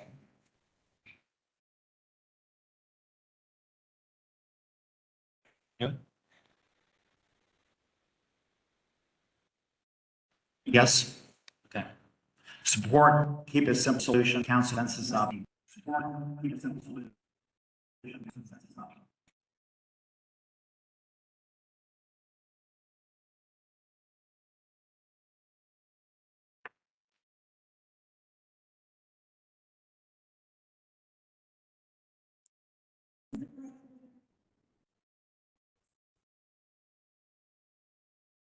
Yeah, but that's the only way we can hear him. Can you hear us now, Mike? Can you hear us now, Mike?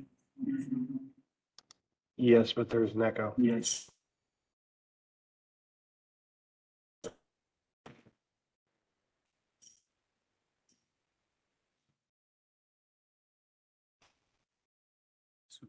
This one was I had a mute. And then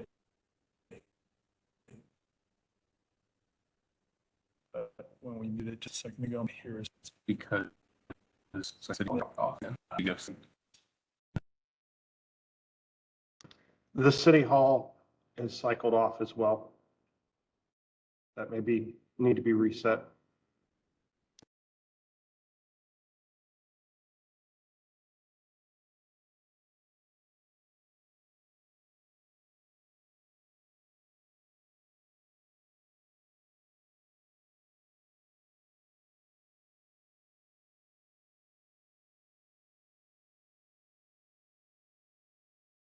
You're going to get an echo. For those online, City Hall has dropped off. We're going back up to IT to reset.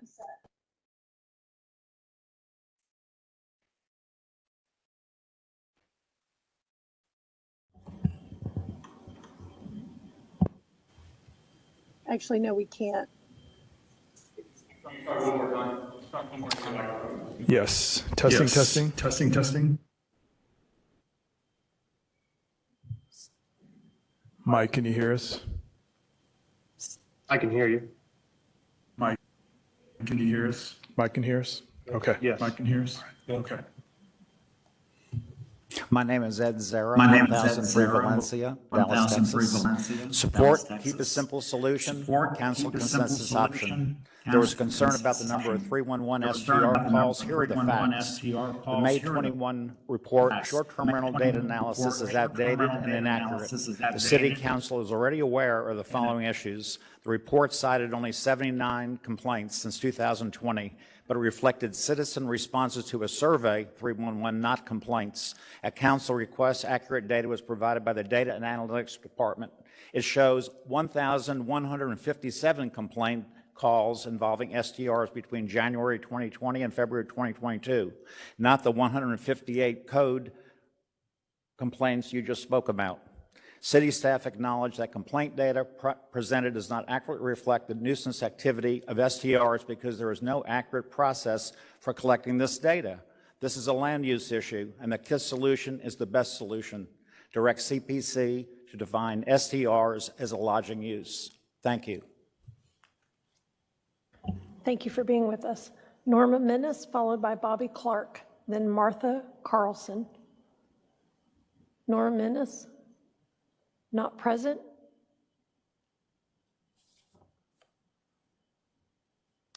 Not online. Bobby Clark. Bobby Clark, not present. Not online. Martha Carlson, not present. Not online. Michael Schmidt, followed by Steve Atkinson, and then Rob Stokes. Michael Schmidt. Yes, can you hear me? Stand by. Can you hear me? I can hear them online, but I can't hear them in City Hall. Stand by, Mr. We can see Mr. Schmidt and hear him online. Okay, we're checking online. And my apologies, thank you. Matthew Bach will be following Michael Schmidt. Yes, my name is Michael Schmidt. I live at 12461. Stand by, Mr. Schmidt. We can't hear you in City Hall. Can you try again, Mr. Schmidt? Can you hear me? We can online, not in City Hall. Stand by. Is this any better?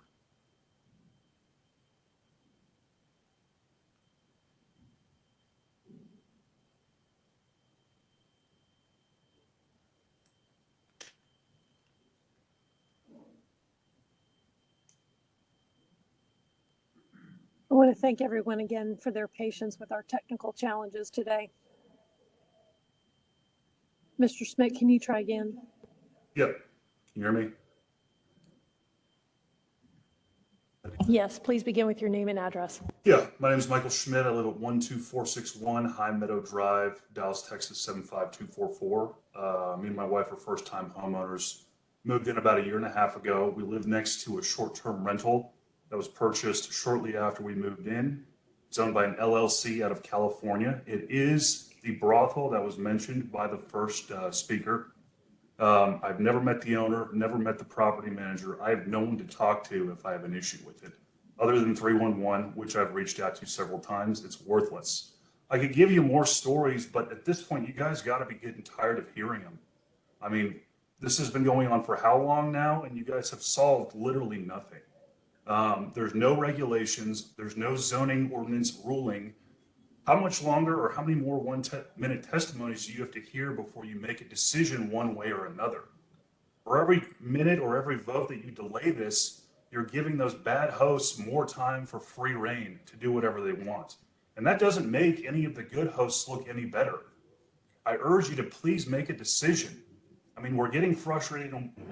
That's your time, Mr. Schmidt. Hours a day. I don't have time to come here. Thank you for being with us today. Thank you. Matthew Bach. Thank you. My name is Matthew Bach. I live at 15746 Covewood Circle, 75248, District 12. To you all, the committee, thank you for serving on ZOAC. I do not want my neighborhood hollowed out by short-term rentals or STRs. Please support the Keep It Simple solution and keep STRs out of all residential areas of Dallas. My own homeowners association, Holiday Park, just amended our covenants to prohibit short-term rentals. As a mandatory association, we have that ability. However, the vast majority of residential areas are not mandatory, and so they have only the City of Dallas to rely on for their protection. It's worth noting that amending our covenants has only been done twice before in our association's 50-year history. I've lived in Holiday Park for decades, but I've never seen such unity among our homeowners as to the desire to prevent STRs from operating in our association. In a span of just 2 weeks, we obtained approval from over 75% of our homeowners, and it would have been greater, but we stopped collecting signatures. That's your time, Mr. STRs, Bott. please keep if you'll finish your STRs out thought. of residential areas. Thank you. Thank you for being with us today. Steve Atkinson, followed by Rob Stokes, then John Daly. Steve Atkinson? Not present? Not online. Rob Stokes? Hi. Not present? Nope. Rob Stokes is No, here. he's Can here. you hear me? Mr. Stokes, are you online? I am. Can you see me? Can you hear me? And yes, I believe we see you. Thank you. Yes, sir. Thank you. All right. Well, I was going to say something else, but just following after the previous gentleman in the HOA, I'm just going to say something I would have said earlier. I'm Rob Stokes. I live at 4 Stonebrewer Court in the lower Greenville area of Dallas, and I am current on my HOA taxes and my property taxes. 4 years ago, my HOA heard I was Airbnb-ing, and she tried to rewrite me out of, or rewrite Airbnb STRs out of our CCRs. Fortunately for me, it didn't pass. Skip forward a year, and the HOA president calls me up and says, "Hey, Rob, can our family come stay at your place?" And of course I say, "Yes, you can." The president loved it because the family was not in their house, and the family loved it because they were across the way from the aunt. Oh, excuse me. Yeah. Anyway, so now the president actually encourages other HOA families to stay with me. So anyway, I just want to challenge all of y'all out there to not kill what you blindly haven't experienced, just like my HOA president tried to do. Thank you. Thank you for being with us, Mr. Stokes. John Daly, followed by Grady McGon, followed by Kelly Nelson. John Daly, good morning, or afternoon. Good morning. May I approach you with some documents here? Thank you, they're coming around.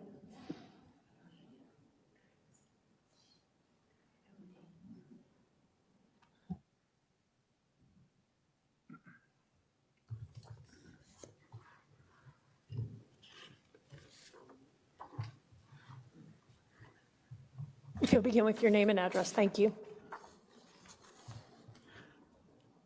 I'm John Daly, owner and resident of 5839 Kenwood since 1989.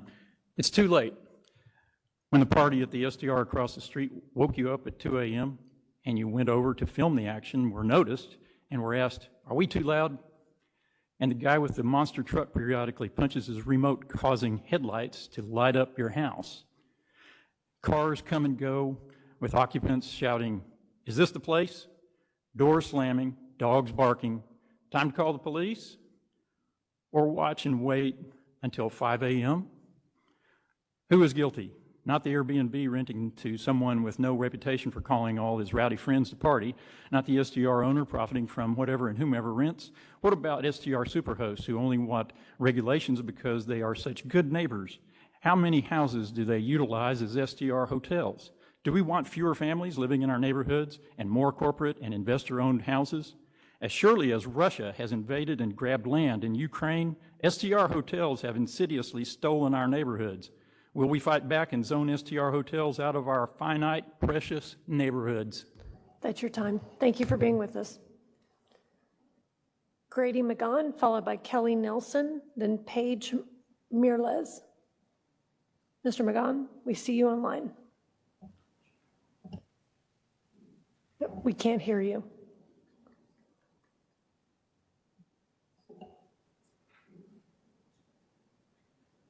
We can see you, but we can't hear you. Okay, we'll circle back to you. You may sometimes need to log in and log back off, unfortunately, but you might try toggling your mic. Is Kelly Nelson here? Hello, I'm here. Good morning, good afternoon. If you'd begin with your name and address. Sure, And my we name is cannot Kelly. see you. Miss Nelson, we can hear you but not see you. I have the video on. I'm not sure why. You might try toggling it on and off. Okay, try that.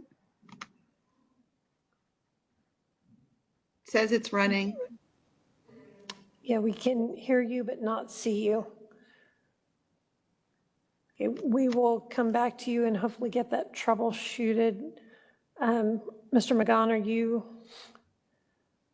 Oh, we can now see Miss Nelson. And Mr. McGon, I can see you still have an X by your speaker, so we cannot hear you yet. Ms. Nelson, if you can please begin with your name and address. Sure, my name is Kelly Nelson and I live at 3526 Ivandale Ave, 75211 in the Oak Cliff area. I live in a neighborhood that is quickly gentrifying. As a resident of the neighborhood, we have many different businesses operating on this street. Across the street from me, I have a nail salon. 2 doors down, I have a tire shop. Next door to me, I have an STR, and then there's me. With the neighborhood quickly gentrifying, my home is the only one, as long as the one with the STR, that are continuing to keep up the maintenance, routinely updating the home, and making it presentable for the neighborhood. All of these other businesses are operating illegally. However, the STR is registered with the city, paying its HOT taxes. So please tell me, what is the difference between the STR and the other businesses on our street? Why would the STR businesses be ruled out? How about the nail salons, the tire shops, and everyone else that's operating on our street? In over a year, there has been no nuances at this STR. I've never had one complaint. The owner speaks to me openly. That's your time, Ms. And is always Nelson. notified. Thank you for being with us today. Was Mr. McGon? I've lost his video. He may be logging back in. We'll come back. Paige Mirles, followed by Patrick Block. Paige Mirles, not present.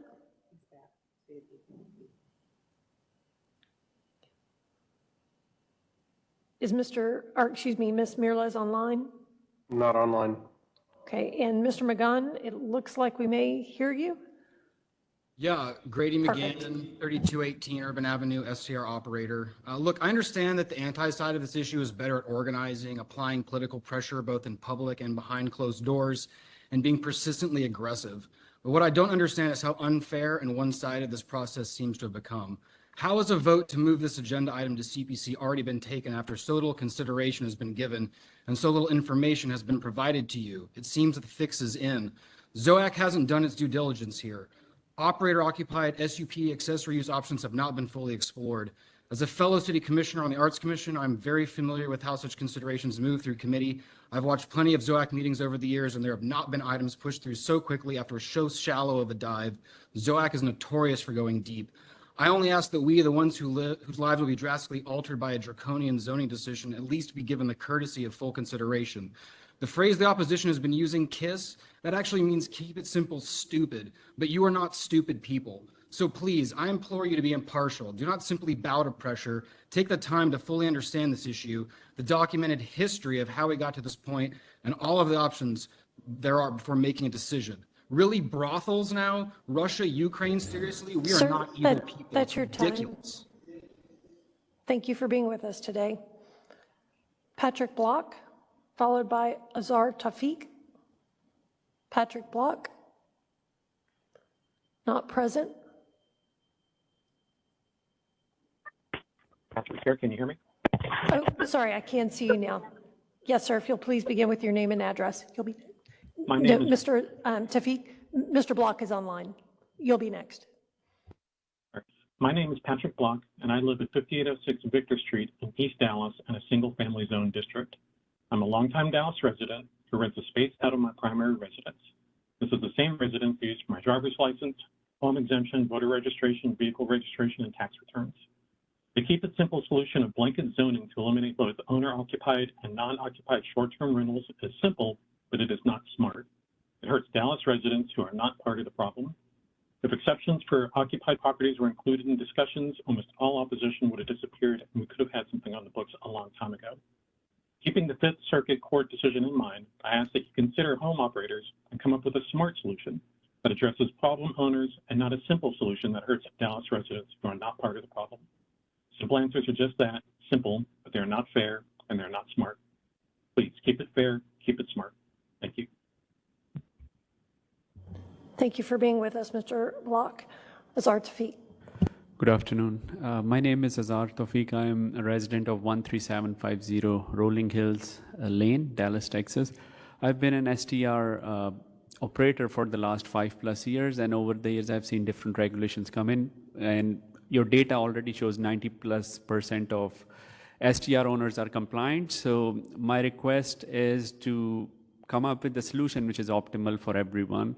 And the 311 calls which are referring, there are different numbers presented by each side. So that data should be fact-based. And some of the calls which are coming through noise complaints or people, hosts who are not responsible, try to have regulations because all rest of the responsible STR hosts will support that solution. So that's my only request. We are all ready to comply with it, but then banning something right away, I think that may not be the best solution for all the hosts. And those issues which citizens are having, they will still have those issues. You cannot stop them. They were there before STR started as well. So thank you. Thank you for being with us today. Dolores Soroka, followed by Laura Palmer, then Rob Thomas. Good morning, or afternoon. Good afternoon. My name is Dolores Levy Soroka. I live at 4822 Swiss Avenue in Peak Suburban Edition Historic District. Happens to be District 2. I would not be here today if it weren't for the detrimental impact STRs pose to single-family zone neighborhoods, and especially to historic districts like Peak Suburban Edition. I'm going to deviate from my notes because I am sick and tired of people saying they can do whatever they want with their property. I live in a historic district. You would think in a historic district, single-family residents, we would be protected from short-term rentals with all the good STR operators and the bad ones. That is not the point. The point is it's single-family zoning, and that's what it needs to remain. I wish all of you would vote for the solution that basically says short-term rentals are lodging Yes, we're and getting should an be echo treated again. as such. And am I echoing? Treated as such. Yes. Yes. Answered my own question. Staff is coming out to help, but if you can soldier on, we'll get that resolved on our side. Can everyone hear online? Yes, they're nodding, so I think it's just here. For some reason. Yeah. Go ahead. The short-term rental that appeared on our block recently hasn't been there maybe a month or so. We've already got about 10 calls between 311 and the police with issues. They were not identified as short-term rentals, so the statistics on 311 is just, not valid. And also, That's your time. Can you finish your thought? yeah, I can. STR owners, I know of one that converted all of their long-term rental to short-term rental simply because they can make more money at it. Thank you for being with us today. Laura Palmer, followed by Rob Thomas. Good afternoon, Ms. Palmer. Hi, thank you. My name is Laura Palmer. I reside at 911 North Madison in District 1. After 2 years of discussion at City Council, at CPC, and 3 different task force, our City Council determined that we needed to take a 2-pronged approach to address short-term rentals: regulation and zoning. That is why they sent it back to you as zoning advisors to focus on the lack of definition in our development code when it comes to short-term rentals. That's the sole matter before this commission, defining a land use. City Council did not send this back to become a black hole again and to have ad nauseum discussion about this. Focus on defining a new land use. And please forward this to CPC with the recommendation that short-term rentals be defined as lodging under our development code. Thank you. Thank you for being with us. Rob Thomas, followed by Emil Lippe, followed by Jack Koch. Mr. Thomas. Good afternoon. My name is Rob Thomas. I live at 1439 Sorrento Drive, and I wanted to thank each and every one of you for taking this subject up. You've listened to a lot, and the intent is to offer a zoning recommendation back to the people that gave this to you. So thank you for listening. The reason I'm here, a year ago, I lived next to one of the bad apples. It's the VRBO party house that's at 8334 Banquo Drive in Bazaldo's district. I've heard the 311s. I was probably half of them. No answer. They show up on Mondays. The party's over. I can't call 911. It sits low on the totem pole, and I want people that need real help to get it. My blood pressure was very high as a result of this. People love Fridays. I dreaded them. Why? Because I knew 30 cars were going to pull up. This house sleeps 17. I've sent all the supporting data to you via Mr. Doss. Thank you very much. Just take a look at it. And as it stands right now, everyone in this room is subject to what I had to endure for 2 years. That is why I'm here. I want something done. I want those things zoned out. Thank you very much. Thank you for being with us. Emil Lippe, followed by Jack Koch, then Vitaly Lunev, excuse me. Emil Lippe, not present.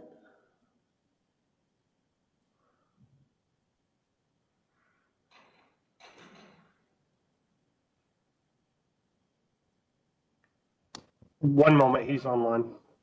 All right, and I believe I saw Mr. Cox earlier, Jack Koch. Yes, I'm trying to. Hello? And we can hear you, we can't see you yet, Mr. Lippe. Yes, we can see you now. Please begin with your name and address. Thank you. Emil Lippe, 6828 Gaston Avenue. I moved in this neighborhood because it was zoned residential. The issue before you is to preserve neighborhood qualities, preserve the neighborhood characteristics of single-family residences. The people that have been speaking in favor of STRs are basically self-interested. How many neighbors of STRs, how many neighborhood associations have spoken to ZOAC in favor of STRs? None that I can tell. I'm offended at the insinuation that this is all politics.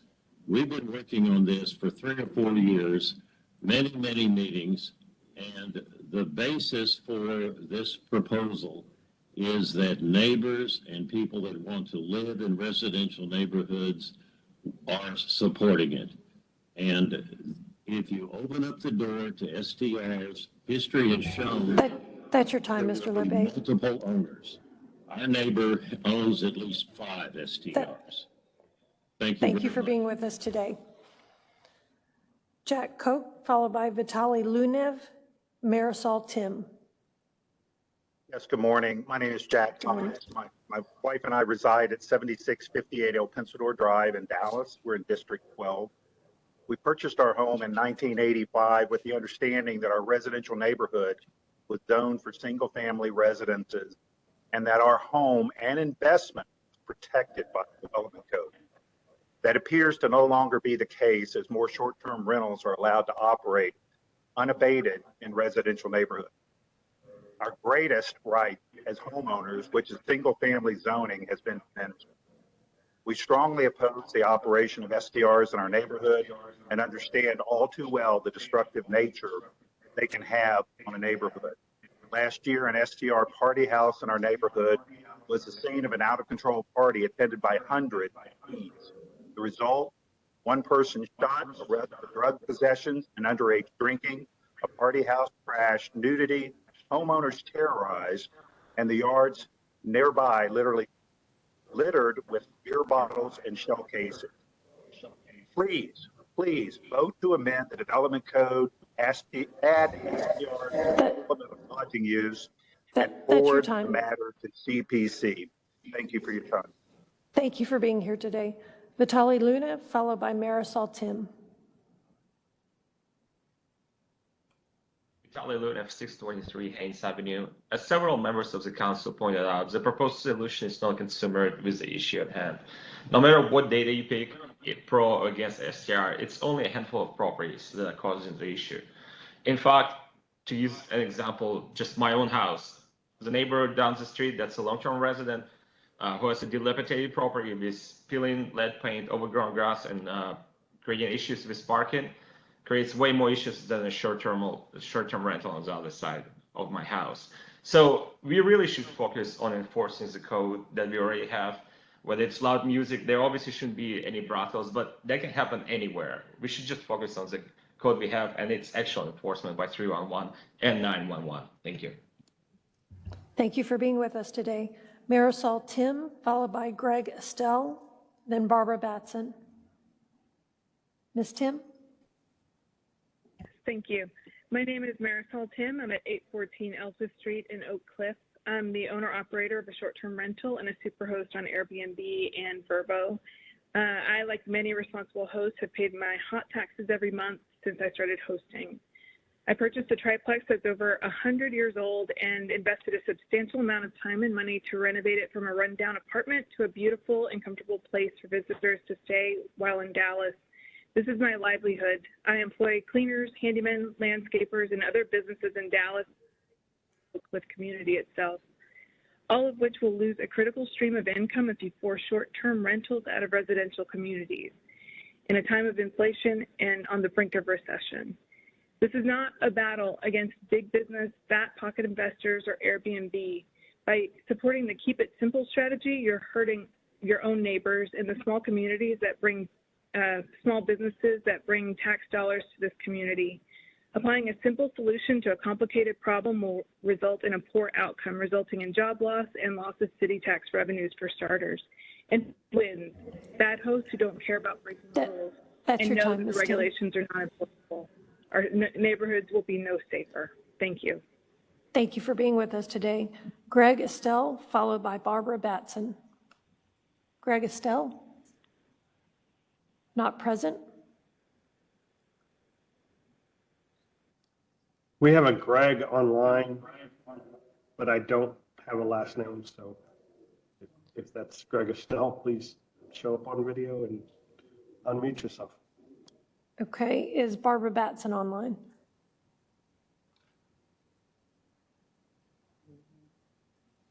Ms. Batson? Not online. No. Oh, I believe she made. In person. Are you Ms. Batson? I'm Barbara Batson. I live at 5030 Thunder Road. I've lived there 32 years.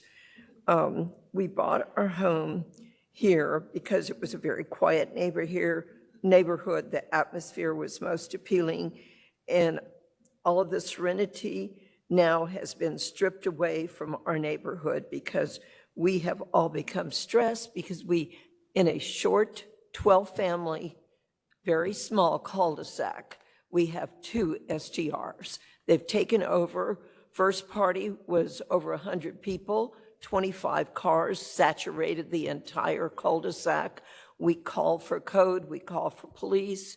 We are no longer being able to get our cries heard. They tell us they're shorthanded, and I know there's 59 people missing from code.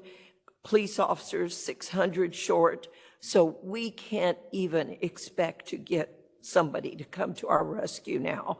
I've lost 2 long-term neighbors. One lived there 40 years, one lived there 46 years. She died last week at the age of 86 because of the stress, the hypertension, the disaster that we've had to endure because of the invasions of STRs. Please support. Thank you for being with us. Will Wakefield, followed by John Goodman, and then Chris Heatherdale. Will Wakefield? Yes, I'm here. Second. You see me? We can hear you. Yes, we can see you now. Please begin with your name and address. Hi there, my name is Will Wakefield and my address is 531 Crete Street. 1 second here. You still see me? Okay, there we go. My address please is continue. 531 Crete Street, Dallas, Texas 75203. And I'm pretty sure I'm the youngest person here. I'm only 25 years old. I graduated from the University of Texas 2 years ago, and I saved up every penny I had over the last few years to buy my first house.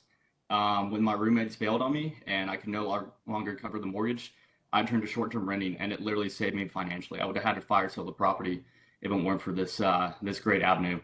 I just want to share some of the measures I put in place to prevent parties and to host responsibly. So I've registered my property with MuniRevs to pay city hotel occupancy taxes. I stay less than 20 minutes away from the property when occupied. I have a full-time property manager on call 24/7. Instant booking is turned off, meaning I screen every guest prior to a reservation. Lawn care maintenance comes twice a week. I go by no matter what every Sunday to put trash and recycling out. I also have strict house rules for guests with an enforceable fine of up to $1,000 per violation, including quiet hours from 10 p.m. to 8 a.m., no parties, no pets, and no parking in front of neighbors' homes. Please do not zone out the good actors in this industry and kill young people like me from pursuing their American dream. I mean, I don't know where I'd be without this. So, thank you. Thank you for being with us. Thank you. Mr. King, to confirm, did the Greg online get confirmed? No, negative. Okay. I wanted to make sure we confirmed that. John Goodman, followed by Chris Heatherdale. I believe Mr. Goodman is with us in person. Good afternoon. John Goodman, 9153, Loma Vista, 75243. Mr. Hall and Mr. McGregor, you seem to be struggling with what's right and what's wrong and what's good and what's bad. It's not about that. As I see it, your job is not to decide what is right and what's fair. This is a land use issue. It's an illegal land use issue. And forgive me, but no neighborhood association has yet to show up to endorse or speak in favor of STRs. They haven't. They don't want them. A neighborhood petition in our area, a small petition, only circulated through a small part of our neighborhood, has gathered over 365 signatures against, and it gathered them quickly, rapidly. STRs are for-profit lodging uses. Marriott Corporation, for whom I worked 5 years, has 60,000 of them, and they claim to have over 100 in Dallas proper, Dallas city limits. That's not anything but commercial land use. It's undeniable allowing SDRs in residential zones is an illegal land use. Thank you. Cities all across the United States are struggling with that. Thank you for being with us. Chris Heatherdale, followed by Matt Curtis. Can everyone hear me Mr. okay? Heatherdale, we can see you. Okay. My name is Chris Heatherdale. I'm at 2602 Chalmers Road, Glen Heights, Texas. I'm a former host and investor and a nationwide corporation founder. So I'm just going to try to keep this as short as I can. Bottom line, STRs provide jobs, safety, taxes for the city in so many multiple ways. Gentrification and improvement. Zoning and banning STRs, it doesn't do the city anything but create incredible lose-lose situations. And I'm sure everybody here wants a win-win. Of course, every instance can happen where a normal long-term rental, really anyone that moves into the next house, except you're stuck with those loud noise makers, littering, overgrown grass, uninvited guests, you name it, but for a lengthy amount of time. So there isn't going to be much of a difference, except for STRs. We actually take a lot of accountability for who goes in, and we're able to get them out. So as far as noise, a lot of them have noise where they can, 7 to 75 decibels. That's basically the noise of a, of a vacuum cleaner. So a lot of common dialogue that's with ZOAC or anyone that's anti-STR is overly exaggerated. That's your time. Right, thank you. Thank you for being with us. Matt Curtis, followed by Ashley Martson. Matt Curtis, not present. Not online. Ashley Martson, not present. Not online. I'm here. Oh, wait. Oh, stand by. I heard a voice. Ms. Martson, we don't see you yet. Here I am. There. Thank you. Please begin with your name and address. Certainly. My name is Ashley Martson. I live at 5103 Pershing Street in District 14. My position is that STRs should be allowed in residential areas, but they do need to be subject to smart regulations, density restrictions, and better enforcement. I have spoken at the last 4 meetings, but it is critically important that we get this right. So here I am again, cut all my hair off, so maybe my perspective is fresh. But again, I wear all of the hats. I am an owner, an operator. I host in the neighborhood I live in, tax-paying superhost and real estate lawyer. I also live next to 3 STRs. I have all of their numbers. We have never had an issue, but I am sympathetic. I do think that we recognize that hotels cannot meet all of the needs for short-term housing in our community. But I do think that smart regulations, and I applaud you guys for reaching out to the San Antonio staff. I think that was really smart. I feel like they've gotten really close to getting it right. Because I love a good acronym, and I've emailed this to you, keep it Dallas, distinguish between the whole homes and the partially Please finish your occupied thought, Ms. homes. Martin. Thank you. You guys know where I stand on this, so thank you so much for giving it the important consideration. Thank you for being with us. We had 2 in-person speakers sign up, Victoria Morris, and that will be followed by John LaCosta.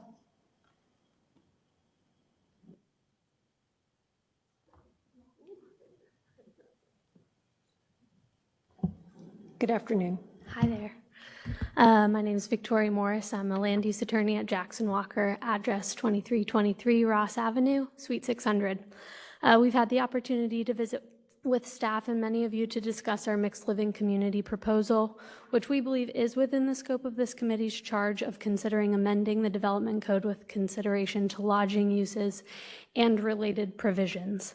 As a result of the proposed STR cap in multifamily districts, our proposal became a related provision. Removing the cap in multifamily districts would likely eliminate the need for this use. We respectfully ask that you reconsider the impact of a multifamily cap on the future of living in our city. Thank you for your time. Thank you for being with us. John LaCosta? Is Mr. LaCosta present? It appears he has left. So that is the end of our registered speakers for today.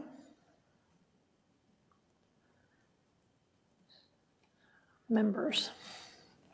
Circling back to our discussion to close out consideration of this today. Do we have additional follow-up? If not, I'm going to suggest that we begin by perhaps going through the ordinance that was provided to us in the docket. Mr. McGregor, do you have an initial comment? May I comment on that?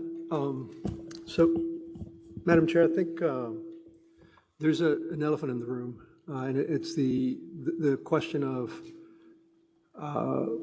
for the number of people that have come up and asked that at least some solution be provided to where STRs might be allowed in some of the residential areas, and whether there is proper controls that can be put in the ordinance to satisfy the remaining neighbors that would ensure that it would not it would deal with noise issues, with nuisance issues, with, I think somebody brought up the requirements for the platforms and so on. So I think it seems to me that we have been heading down the narrow path, and the current ordinance that's in place, it follows that. And the elephant in the room is that it does not include single-family neighborhoods. And I think that discussion needs to be had. And to me, it's, if we were to allow them in single-family neighborhoods, we would have to be able to demonstrate that an ordinance can be written to address all the issues, which are all fair, that have been brought up by neighbors who are against it. Thank you, Mr. McGregor.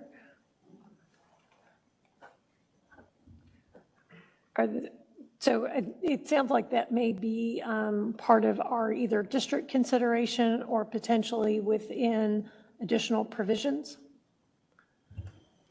Right. I think where perhaps we could head with that is to the motion today ought to be to direct staff to look at what, to prepare a draft of what an STR consideration would be that would allow it to go into single-family neighborhoods and show us provisions that address almost check the box, sound, light, parking, over-proliferation.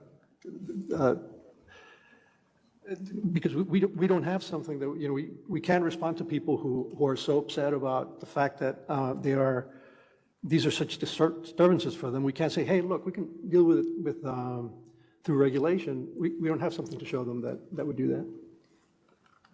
And this may be then a question for staff. So perhaps if I can suggest, if we start with the ordinance that's here and maybe identify where we would like to staff either to bring us back any additional information, and then we can just review each one of those individually. It might allow us to consider a path forward on things where there is agreement. And I think if everyone has their case report up, this is on page 5. We have within lodging uses, so it's section 51A 4.205. The first item is creating the new use with a definition that is proposed by staff as a full or partial dwelling unit containing one or more kitchens, one or more bathrooms, and one or more bedrooms that is rented to occupants for fewer than 30 consecutive days per rental period. I just read that verbatim. Are there any comments, questions, other consideration on that item? Okay, I'm not seeing any here online. Okay, so I think we have that question. I'm going to say we have general consensus on. So the next item is B, districts permitted. So from our last review in the chart is still further within our docket. What is currently proposed is by right an MF2A, MF2SAH, MF3A, MF4A, MOA, GOA, central area, mixed use, multiple commercial, and urban corridor districts. So I think if I heard Mr. McGregor correctly, whether it's a consideration of how the use might be allowed in an R, D, or TH district. Right. And actually, there are 3 more that occur to me outside of that it really is more of a question of why not allow these to have them as well, which is agricultural, clustered housing, and mobile home. What was the last one? Mobile homes, MH. Mobile. I think it's manufactured homes. I forget what the correct term is. And so is the rationale on, and I'm just asking for clarification on the agricultural districts, is that there are existing? The very first time I heard about Airbnb was many years ago, and a gentleman that worked with me and his girlfriend stayed at a ranch, and this guy was renting out the barn, or the, I assume a good part of the barn. And why not? If somebody can, if that fits, and if somebody wants to do it, why not consider it? And so if I may ask a follow-up, I think one of the questions that we asked during our general discussion was whether an accessory use, because I think that may be a different path versus the lodging use districts where it's allowed, and then an accessory use. Is that because it's not attached? It's because it's accessory to a primary use. And Right. so an accessory use, and Mr. Doss, I may ask for you to clarify, would that have similar considerations about districts where it might be allowed? And so it's this is defining a primary use as a lodging use. So we either define and potentially allow within our districts, if that were to be the will of this body, but if it could perhaps to address the question of owners who live on their property and want to have a room that they're renting, for example.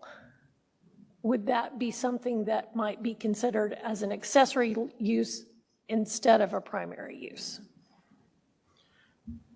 So an accessory use is always predicated on there being a primary use that is the primary use of the property, and if that primary use is present,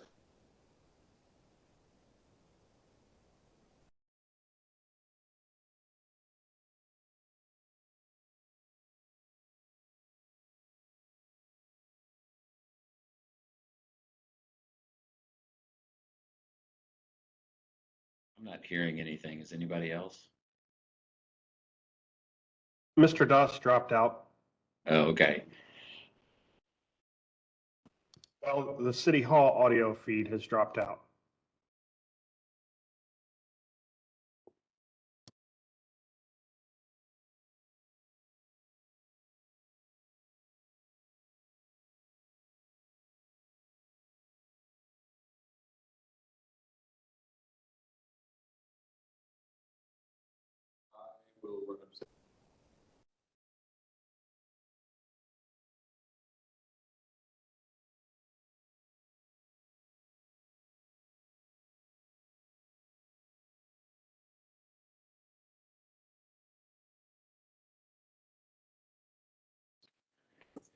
Members stand by.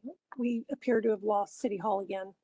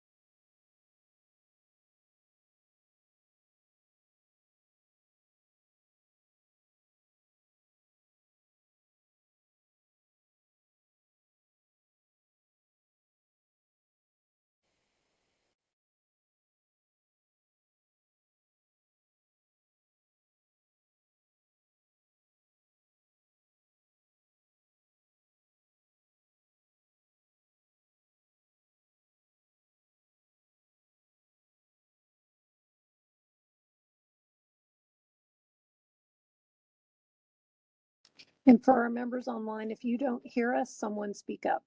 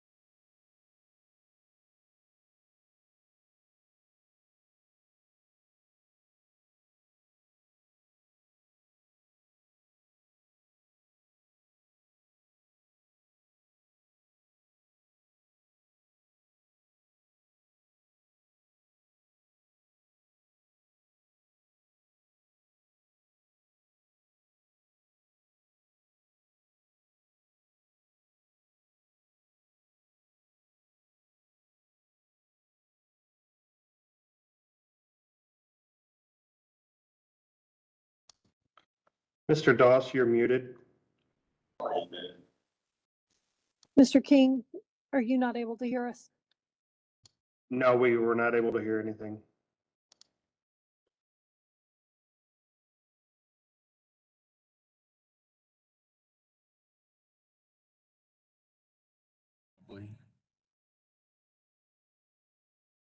let's test this and see if everyone can hear me.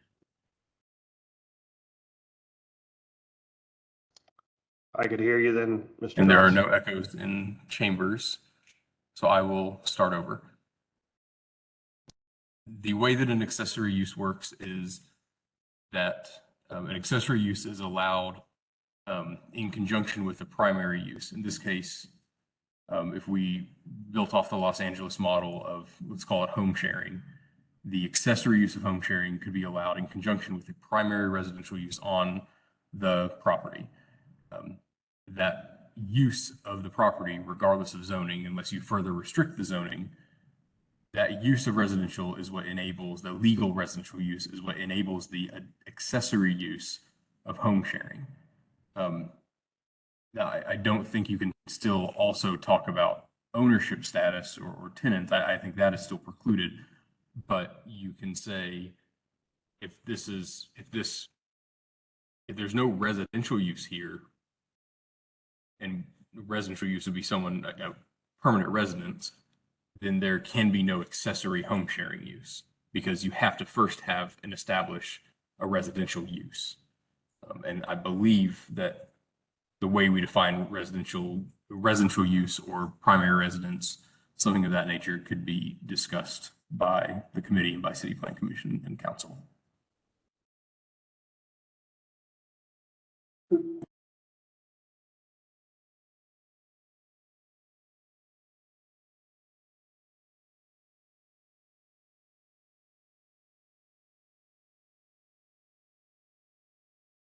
So to make sure that everyone in line heard us, the question was, would this be part of the district consideration under the lodging use?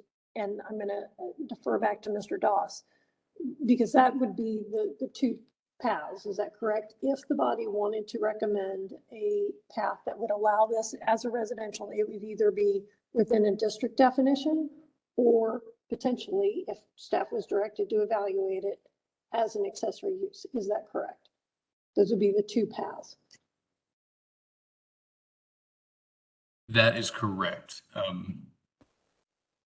You could request that staff kind of develop both concepts into whatever form you'd like it in a proposed ordinance or draft or whatever you would like. But we could, I don't know if there's much more work to be done on the short-term rental lodging definition, but the accessory use pathway could be explored further. I mean, those could be evaluated by the committee in tandem.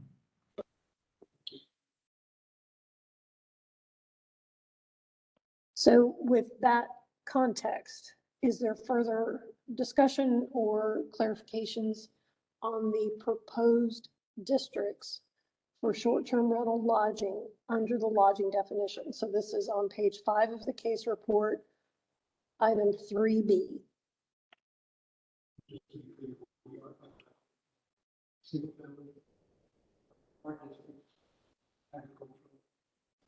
I don't think that's the question.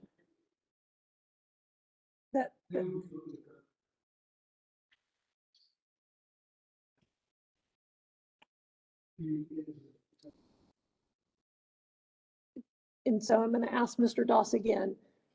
It would not be required to be added within the lodging use definition or within the lodging use districts allowed to be considered as an accessory use. That could be independent. Is that correct? That is correct. Sorry,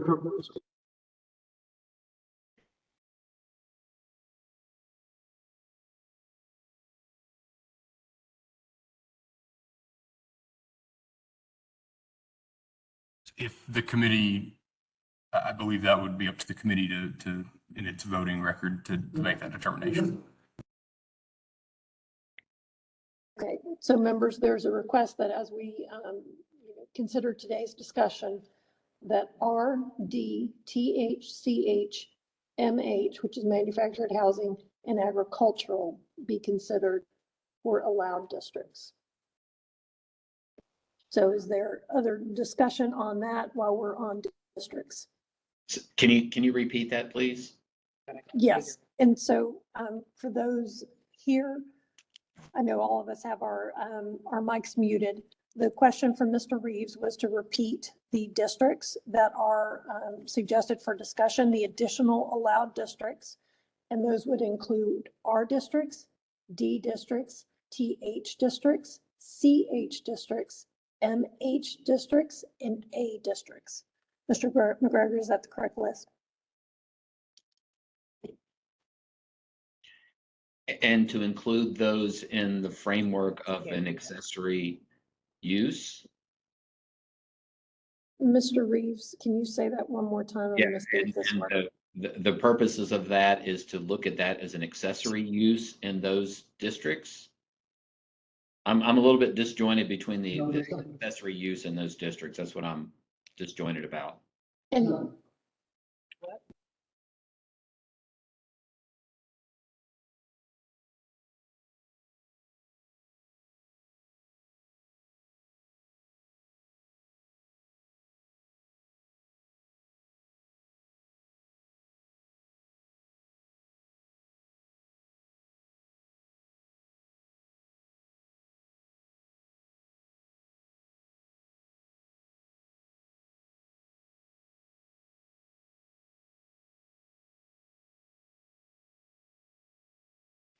the question is to include them within the allowed districts.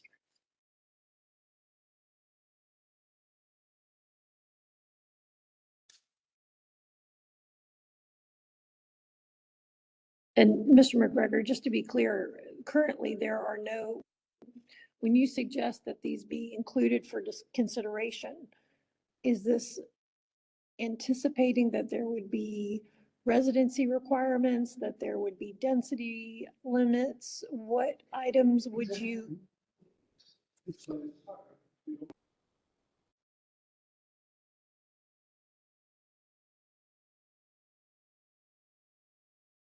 Mr. McGregor, you need to unmute.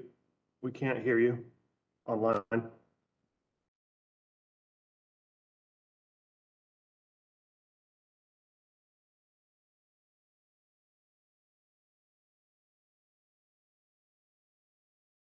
Okay, is this better? And to make things worse, my battery is running out. I lost my train of thought here. Yeah, I was saying that it's, I know that what we're going to do here is to define STR under lodging uses. If we venture into looking at whether an STR can be,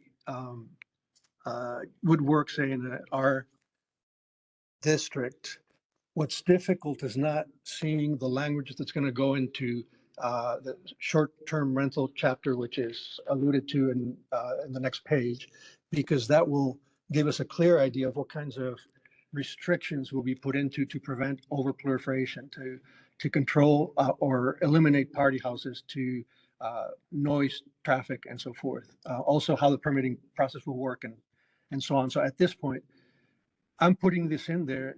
I suggest putting this in there so that we can have staff tell us how they would address all the hundreds of concerns that the people against STRs have, so that we know whether, okay, are we addressing their issues or are we not? My time is up. For anyone online, we had a musical interlude. So, Mr. Reeves, did you have so the question that has been put forth by Mr. McGregor for the body is to consider including them and directing staff to bring back regulations to include those residential districts within the lodging definition as allows as any other. And I guess to clarify, it's a question of if there's restrictions that should be included in the zoning.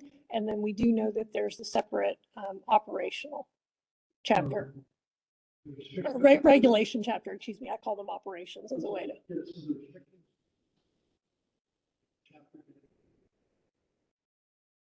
So we have our additional provisions. That's the last item, E, within our ordinance, which can include additional provisions related to those, similar to how we addressed multifamily with the cap. And again, we haven't gotten there yet, but okay. All right, so discussion on that point from the members. I'm going to do Mr. Blair and then, or excuse me, Commissioner Blair, then Mr. Bering. Everyone present, please remember to unmute your device and speak into the microphone.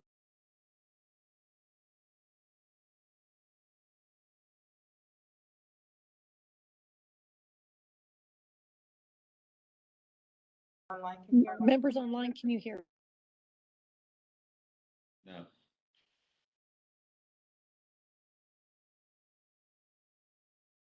She's muted. She's muted.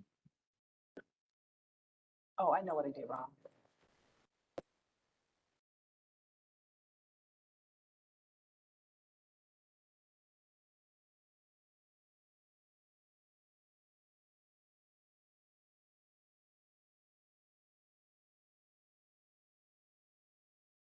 Can you hear me now? Yes. Yes, I heard yes. Okay. All right, so I'm going to try this. We're sharing. We're sharing. Sharing is caring, right? So what I'm hearing Mr. McGregor suggest is that we open short-term rentals up in all type of residential use, basically all types of residential use if you're adding RD, THCH, MH, and ag, correct? Okay, and then if you're going to do that, you're at where the suggestion is that we go back to staff and ask staff to look at how to apply that in section 51 and 51A, correct?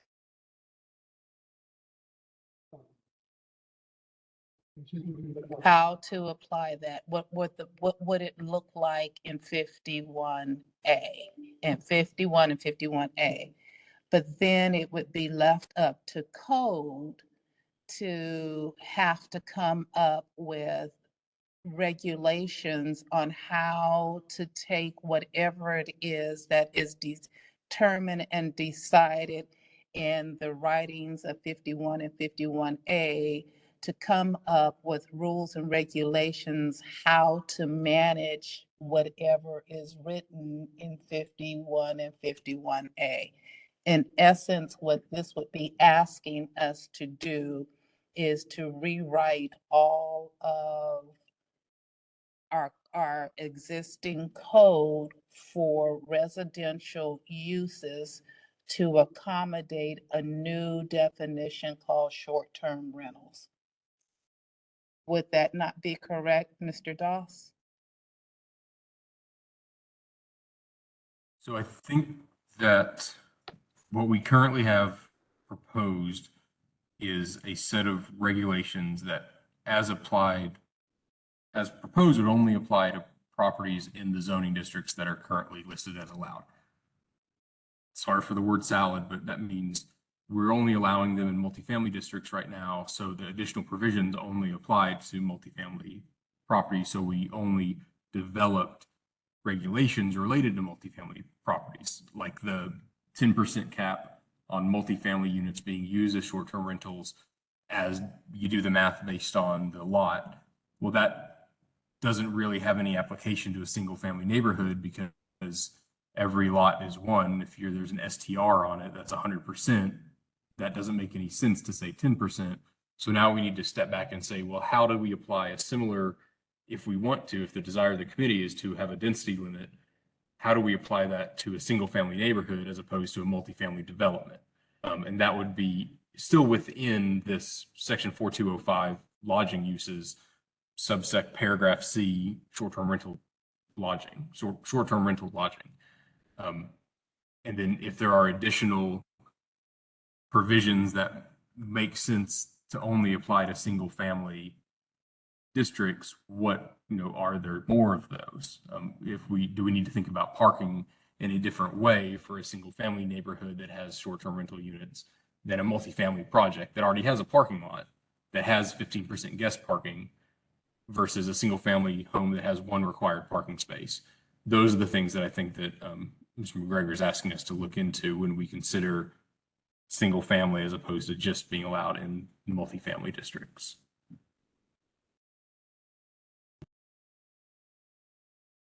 And if that did not answer the question, ask me again. No, let me go further. If we're going to go that particular route, would then short-term rentals look somewhat similar to what we have today for boarding houses, handicap houses, i.e. in 51A, it says that they cannot have more that it's got provisions already in place for density that says that they cannot be within 1,000 feet of as a crow flies from one to the other. And if we go that particular route, we could then go to, then I would then say, looking at historical information and looking at how we have managed that, I would say, how well is it working for how well is it working for code and staff and CPC and everyone else that's trying to manage boarding house handicap? They come in, they get there, they're done that, and then there is no provisions to manage to it because they're already entrenched and embedded. So essentially, Mr. McGregor, what I'm saying is based on what we already have in our code today and how we manage or we don't manage to our code today, this would say that STRs would look somewhat similar to boarding houses, handicap dwellings, foster, and all of that such, except for it's to say that it would have a time limit that is, what is it, 6 days or less, or is it, no, less than 30 days. So if it's less than 30 days, then it would be allowed everywhere. And I know this is an advisory committee, not the actual committee that sets the policy that we want to send forth to city council. But I think what you're asking for is the reason why it is at ZOAC today is because it already is in existence in all of the residential uses, and city council has remanded it to us to consider whether we should have an ordinance that says whether it should or whether it should not be allowed in residential use. And if so, what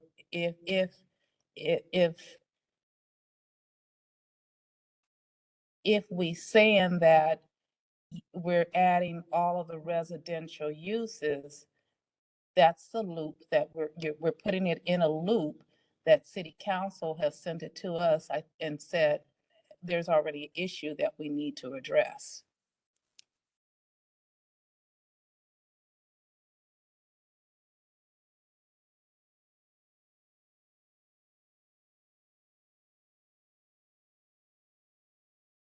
Thank you, Commissioner Blair. I think you're raising some questions about reopening residential consideration. So I want to let all members speak to that, and then we'll go back to second round. Mr. Bering.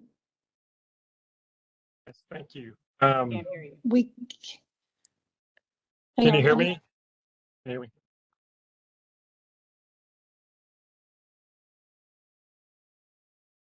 Any better? No. No. I can hear you. I don't know if they can. Uh-oh. I can hear you online. Yeah. Hear you. Yeah. I think it's a city hall issue. If you keep talking, they'll be able to tell. Keep talking. Yeah. Okay. I'll la la la. Yeah. Okay. Yeah. What's everybody having for lunch? Yeah. Nothing. Water. Yeah. Right? Let's see. Well, City Hall, give a thumbs up if you can hear Mr. Bering. I can hear you now. All right, go ahead. Right. It's that old cell phone commercial, right? So I think what's interesting actually is it would seem, I don't want to be presumptuous, it would seem we all agree that this STRs are something different than a hotel, right? It's a different animal in general. And, you know, I think there is certainly validity to defining it, right? Defining it as a short-term lodging. And I think what Mr. McGregor raised is very interesting. And I would be very curious what, if you do kind of allow them in, I'll say all districts, right? The R district, since that's what we're talking about, what, as sort of subsections to that, can we build out as nuanced protections? So such as, forgive me, I'm going to reference in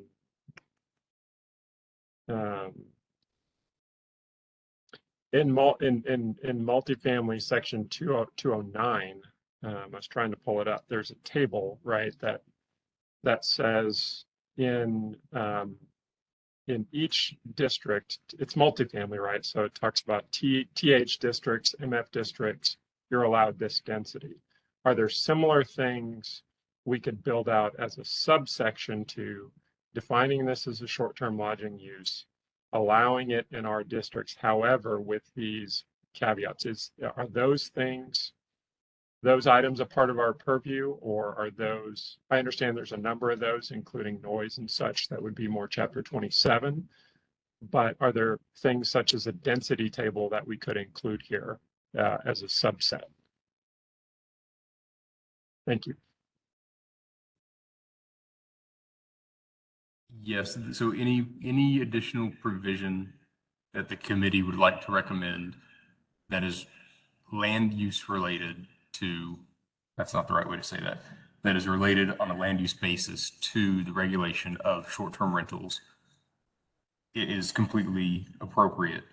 But there needs to be some form of again, land use basis. So a density limit, a spacing limit, location, things like yard, lot, and space standards, the things that we typically see in zoning requests and PDs. Those are the sorts of things that we can, that the committee can make recommendations on and consider and send up. Thank you. And as I understand it, some of those recommendations have already been made from past steering committees. So, thank you. Mr. Barron, can you hold off 1 second so we can get you back on the microphone? Okay. Okay, go ahead, Mr. Barron. Yes, I was just, can you hear me? I was just mentioning that in previous task force recommendations, you know, those spacing limits, occupancy maximums, you know, the emergency contact information, some of that may be outside of our chapter 51, but I appreciate that. That's helpful. Thank you. Can I speak now? Can you hear me? Oh, probably. All right. I can't hear you. I can't hear you. I can hear you, Ann. Well, I don't think Joanna can because she's talking. Oh, Yeah. Ms. Bagley, if you proceed. Thank you. Okay, this is a big concern. Zoning is land use. We have a zoning ordinance that says single-family residential, townhome, duplex, and those distinguish how many basically units you have. On a single-family zoning district lot, you usually have one single-family house. When you start trying to put lodging uses into these, to me, and I've written several zoning ordinances in my career, you're adding a use that's not listed in the zoning ordinance now. You're adding a lodging use. You're cracking open 51A and 51 and 51A to all of these districts to add this zoning use. So I'm on the fence. I don't have an opinion. I haven't right now, but I want to caution that you're opening up beyond what we were directed to look at. Granted, I feel like we got served already predetermined use districts that uses we're going to be in. But if you're opening up each one of these, all the R's, you're opening them up to a whole new use that's not allowed in them right now. Yes, the city of Dallas has allowed this to happen, and they expect us to corral it right now. They gave us limitations handed down to only look from MF2 on up. But I caution, it might be able to be worked. We don't even really right now haven't decided on what to do about accessory dwelling units. So it's just concerning. This is just to me, just a start over if you're going to do that. So caution. Thank you, Ms. Bagley. Are there other comments? Yes, Madam Chair. Mr. Reeves? Yeah, probably I'll lead off with a question for the attorney, Mr. Burgess, if he's still around. He is. We're all together. Okay, so my question would be, and can you hear my question? I believe so. Thank you. Okay, Please so proceed. with the Fifth Circuit Court of Appeals ruling that owner occupied is basically, it can't be done because it restricts interstate commerce. And he said something about we could that because CPC can go into executive session, council can go into executive session, which is when you basically you shut off the public meeting, you go back into the back room, and it's basically the attorney advising you on what you can and can't do. We can't have that with ZOAC, I think is what he said. Is that correct? That's correct. Okay, so whatever regulation, considering we can't do homeowner occupied or a residential occupied anymore, that's off the table. And there's some different flavors of that, whether it's home sharing or something like that. We can't have that legal discussion here in ZOAC, correct? Correct. Okay, so. Excuse me, but way back when I was on ZOAC, way back, and we were dealing with all the oil and gas stuff, we had executive sessions in ZOAC to keep us on track. And I think you might look back and see, but I'm sure we did back 10 years ago. So given that case, I am not for opening this back up and looking at residential, duplex, townhome, et cetera, et cetera. I don't think a density limitation does us any good, because if you're next door to one of these, it's next door. Density doesn't matter whether they're every 500 feet or every 1,000 feet. Yes, it would reduce the overall chances of that, but so density doesn't really help that. Parking, if you require one space and you have 16 guests over, then we can't require 15 parking spaces. We've required one. So the person, having the party gets to have a parking space. Everyone else is in the neighborhood. So to me, we're just kind of rearranging deck chairs on that. And at the end of the day, we're collecting a hotel tax. We are collecting a hotel tax in a residential neighborhood. That makes it a hotel. And like I said the last meeting, where is Marriott? Why aren't they pounding on the table because they're losing business? No, they're not. They're in this business. It is cheaper for them to build their version of a hotel and call it an STR and buy a house than it is to build a hotel in a district where that hotel is allowed. There's a lot less rules and regulations. They don't have to have as many people, the staff. There's no concierge. There's nobody manning a front desk. This is a hotel use in a residential district. And maybe that's just simpleton, and maybe that is the quote unquote KISS principle, but that's what this is. And that's where I am on this.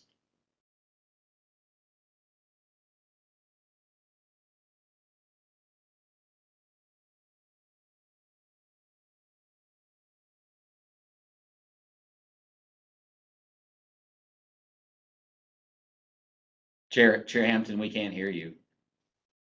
Thank you for the reminder to unmute. So the question for Mr. McGregor was to clarify that this was not a motion, but there was a question asked, should we consider adding these? And so I think everyone is responding about, how, if that motion is put forth, thoughts regarding that consideration, because we're trying to get through the districts where they are allowed currently. So we have a question. Thank you for all the good feedback, comments on that. I think the question that I want to ask staff is, if this body were to consider it, and I'm going to take it back to kind of where I started this, I do see that there's two paths. If we wanted to consider a residential use, that would be a short-term rental, whether it is an allowed by right within short-term rentals, which are a lodging use. Lodging uses are not allowed currently under 51 and 51A, versus an accessory use, which would be in a separate portion of the code, but that I think, if I'm hearing, because the San Antonio's model, Denver's models, Los Angeles model, all three of those are defined under accessory uses. Is that correct, Mr. Doss? San Antonio's is not. Denver and Los Angeles are both. They are allowed in every district as an accessory use to residential uses. Okay, thank you. Okay, so if there's no other comments on districts, I'm going to suggest that we've got a consideration when we get to the point of making a motion. And so the other items that are within our proposed ordinance were required off-street parking. And so what's currently listed, and this is page 5 of our case report, required off-street parking, 1 space per full or partial unit rented to occupants. So, Mr. McGregor. Thank you, Madam Chair. I'm very concerned about are both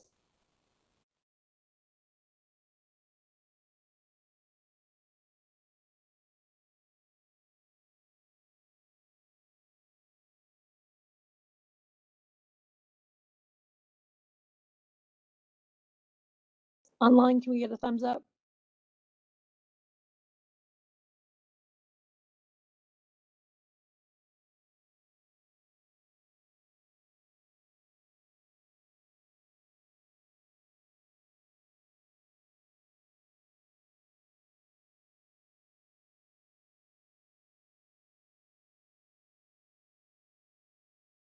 Thank you. And keep that on. Okay, thank you. Thank you. So my comment is that I'm concerned about including the parking requirement in the code. I think there's a better way to do it that will give us more flexibility on a case-by-case basis to make sure that there's no abuse on this. And that is to include the parking requirement in the individual permit for the applicants. Since each experience is different and each, to just say 1 per room or so on and use that as a one-size-fits-all would leave very little flexibility for the city to be able to manage that. So what I propose is that we take it out of here, knowing that staff would include something in permitting and asking staff to to discuss with us whether that is something that would be possible.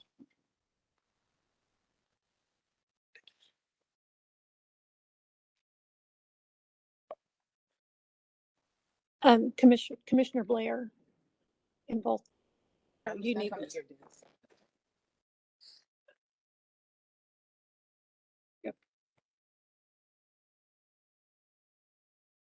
So if we're going to look at parking and so if you're going to say if you're going to say short-term rental is available in residential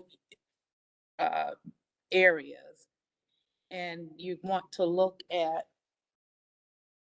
off-street parking, then by nature, it flies in the face of our what we have been trying to do with parking reductions in single family use.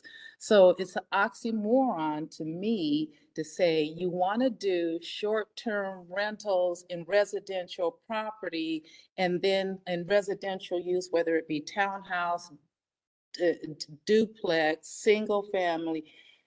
Ag is probably the only one you may be able to do it in. Cluster housing and manufactured home developments, and still then say, we are going to zone each lot for our the parking reductions you want. You can't do both. So how are you going to say that it's a compatible use in residential because if you're saying that the house or the residential property is parked per the regulations that staff has been trying to get everybody to use, then you're going to be denied when it comes down to permitting just by virtue of the fact that you need more parking.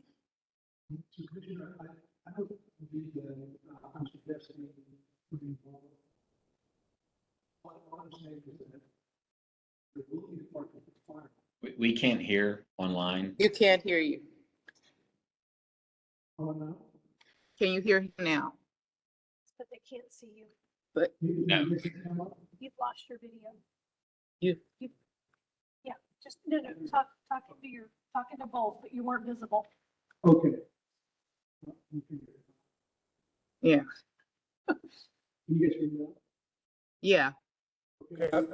I was just responding to the question, Commissioner, that the change that I'm proposing to make does not reduce or increase the parking requirement at all. It doesn't try to do that at all. It's simply saying that requirement should appear in the permit and should be specific for each case rather than having a one-size-fits-all in the code.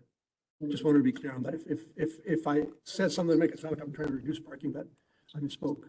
No, what I'm saying is if you're looking at if you're looking at this from the definition that we have for parking, where the suggestion we have for parking, then you're going through a process that makes no sense, because when you get to BI and BI looks at is this okay a short-term rental, because you got to get a CO, right? And when they come out and they look at that and they said, okay, you can put 15 people in this, you're under parked with one parking space for the dwelling unit, when you're going to have, when you're really going to need 16 spaces.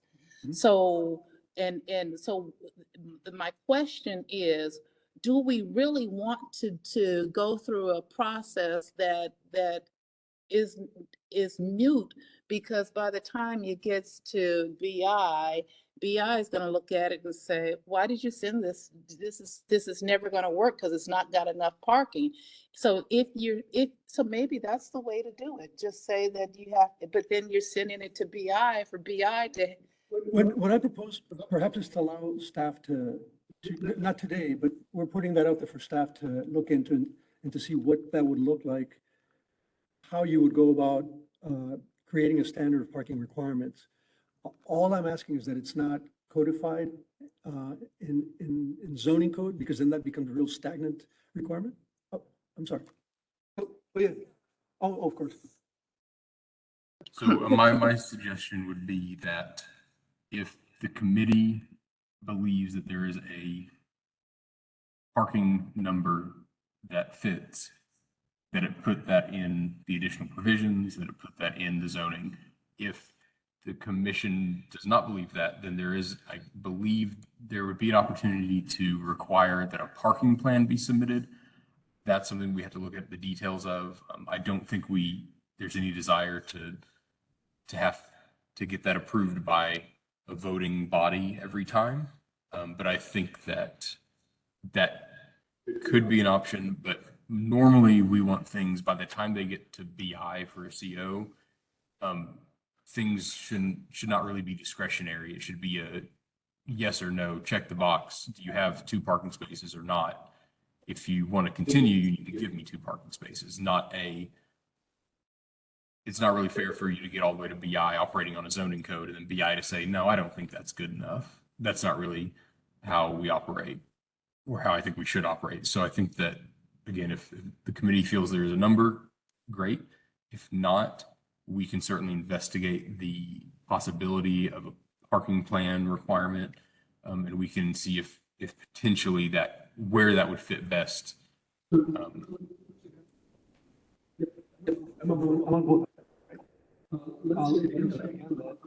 not suggesting that we decide, on parking is convenience card here, that's not at all. The only thing I'm suggesting is that the requirement show up in the permit, not in the. Are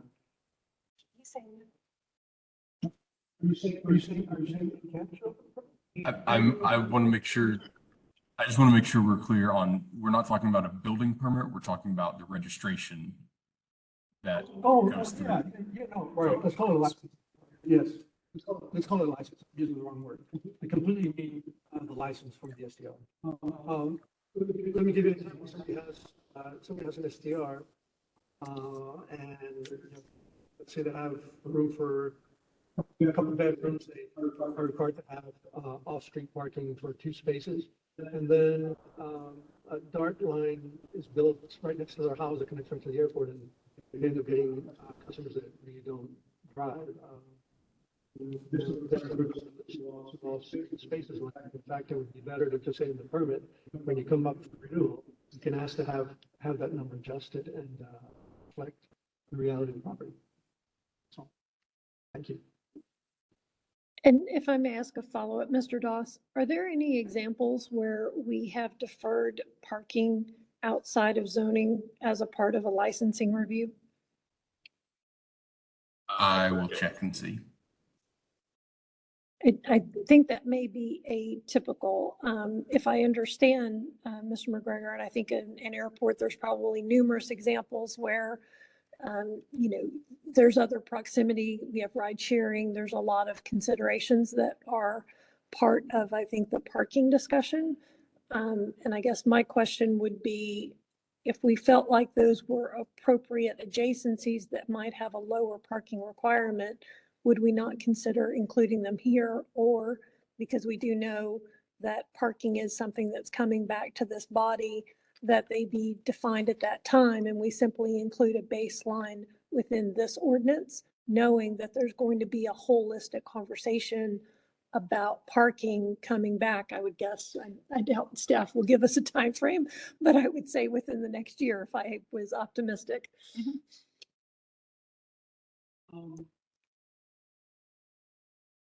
What if the issue goes the other way? What if we have a particular case of an STR that, or I can't think of an appropriate example. It needs 15, yeah. They clearly need more parking than what was originally required. The permitting process, we don't have to go back and put it in the code. At that point, if we do without minimums, can't put it in the code, but the permitting process, again, give the community the leverage to say, hey, we're complaining because all of a sudden this property added more homes or whatever. They need more parking than what they. And Mr. Reeves, if you'll stand by for one moment, Mr. Reed, could you address, I mean, is that, and again, I think the question is, do we ask staff to come back with a recommendation and help us understand? But I mean, is that something that within a licensing procedure could accommodate that level of review? Thank you for the question. I'm not sure specifically. I will look into that. What, is there a, situation on that site in which we in code compliance would deny that application because of lack of parking? So with the last briefing to City Council, the parking aspect of the regulation of the registration ordinance that was proposed was that on the platform and in the application process, potential tenants of the STR in any zoning understand the available parking. So on the STR platform, on the posting itself, if you have, however many you have, whether it's 1 or 10 spots available for that renter who's coming in and using your listing, that they know ahead of time how many you have. We would not be able to stop people from parking on the street, as has been discussed. So, at the point where, so I don't know the feasibility, we can look into that. I think, from a zoning standpoint, that's the idea of if you have certainly on a case-by-case basis, if you have a number of occupants per room limit, and if you have a number of spaces per room, potentially you may get that, that's a flexible number that you're looking for.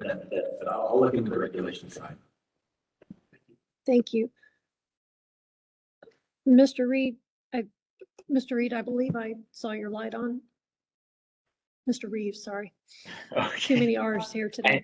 I could not hear all of that. It was a little bit of warbling, but we have parking regulations for a hotel because it's an average. Can you start over, Mr. Reeves? Oh, I said I could not hear everything that he said, but if it's a hotel and we've got 60 rooms or 100 rooms, whatever have you, we have a certain number of parking spaces assigned to that hotel. With the spread effect that some people will take an Uber there, some people did take a taxi there, some people will drive, some people when they drive they charge them an arm and a leg to park there. And so in other words, it spreads that parking over the 60 units or the 60 bed or the 60 rooms or the 100 rooms or whatever have you. But an STR is a single use. So you don't know if you're going to get a couple, or you don't know if you're going to get 16 people. You don't know if they're going to have people over. So, at 1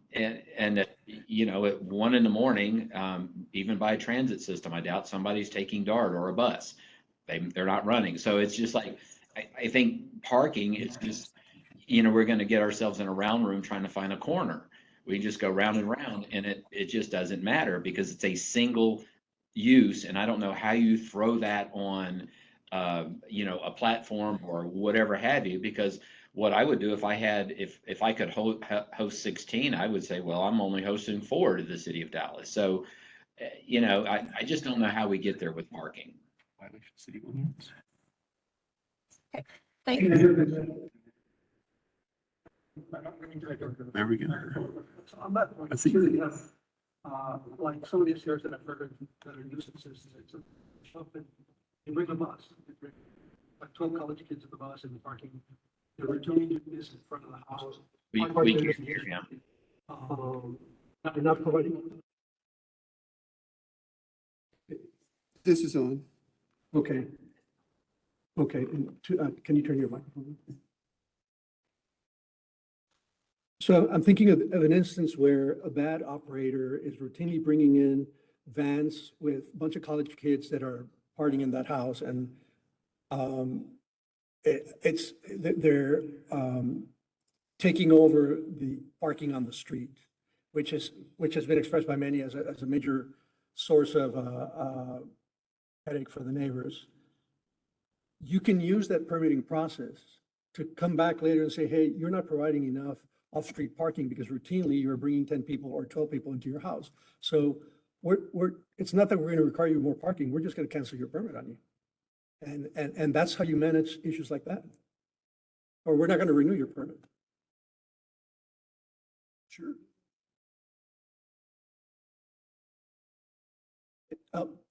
Please say that on microphone because there's an answer to that.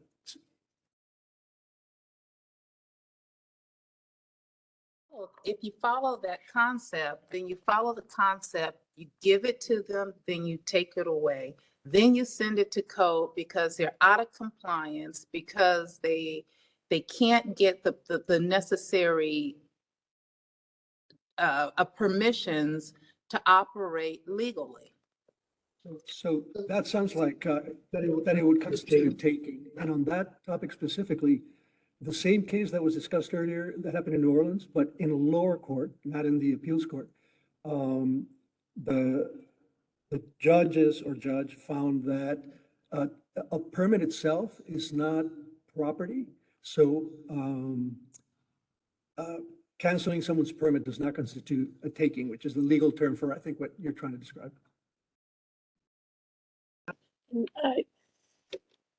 I'll defer to Mr. Burgess. I think there may be some other nuances to that that are specific to New Orleans that don't apply to our local code. But I will, if we elect to go down that path, I'll let the city attorney speak to that. I want to be mindful that we are 1:55. I know we've had some tremendous technical challenges today. I thank those who are still with us in the horseshoe, everyone who has stayed involved online, members and staff who have stayed through this. We do still have additional provisions that we haven't even touched on, but I do think we've probably hit two of the more complicated items in the potential ordinance that is before us. If there are any final comments, I want to suggest that we either have a motion or otherwise try to give some direction to staff so that we can continue this and see where we end for today's discussions. Mr. McGregor, Thank you, Madam Chair. This is a little bit more of a point of personal privilege. There are, at the moment, probably hundreds of people in Dallas that are very unhappy with me, and that's every single person that is post STRs. And I just want to say, before anybody goes out buying all the voodoo dolls available in the country, when we look at provisions, there's one provision that I'm going to ask to have us look very closely and hopefully it'll ameliorate the concerns that that group has. And that is, as part of this STR ordinance, can we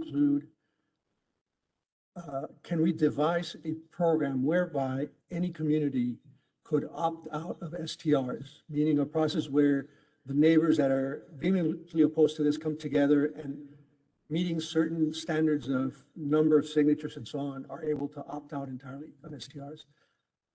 Don't go buying those voodoo dolls, but it's a topic I'll bring up next time we speak about provisions. Thank you. Before we do a potential motion, and I don't know if this is staff or if it is city attorney. So our charge we were given was defining lodging, defining short-term rental as a lodging use within 51 and 51A. We've got a proposed ordinance before us. As it came to us, it precluded the lodging use where they are not currently allowed. We are now potentially going down a path of considering what that might look like if it does come back. Can you give us a reminder of how the original districts were sent to this committee? So in the original authorization and memo, there were no districts. So we have to think about how the zoning ordinance is structured. The zoning ordinance is structured as we have a top level chapter called uses. Within that, we have categories.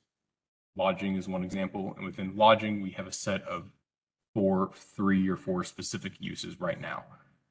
The charge was to, within that lodging category, add a use and regulations.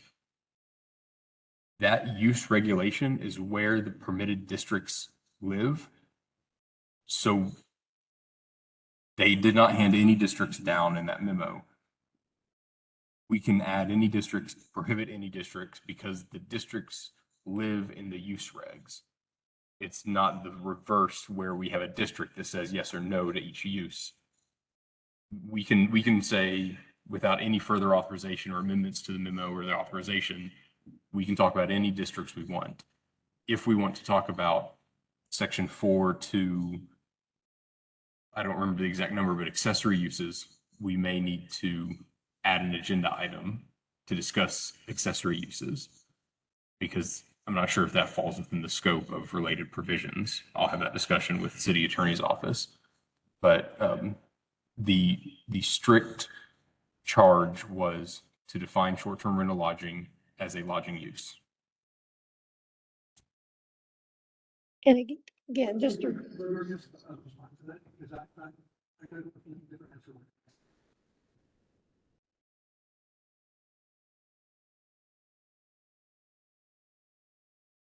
Yeah, could you repeat the question, please?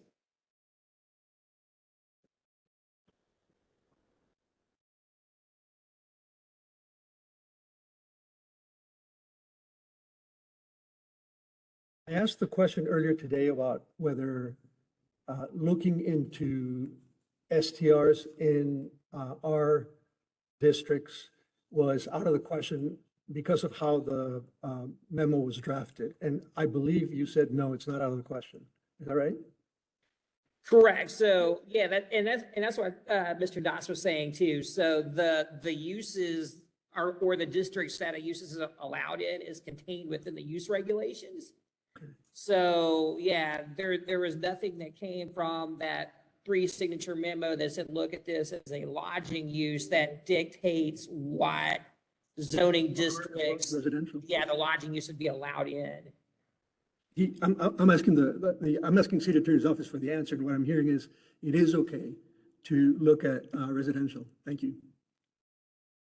Thank you, Ms. McGregor. I think I just wanted to make one clarification. The item that we weren't able to consider, Mr. Burgess, was a multifamily district use because multifamily was not included in our charge. Is that correct? Right, yeah. Proposal, that was a separate use that was brought to us from Jackson Walker, so that's a complete. It was a district, not a. Yeah, if you guys want to look at it. Yeah.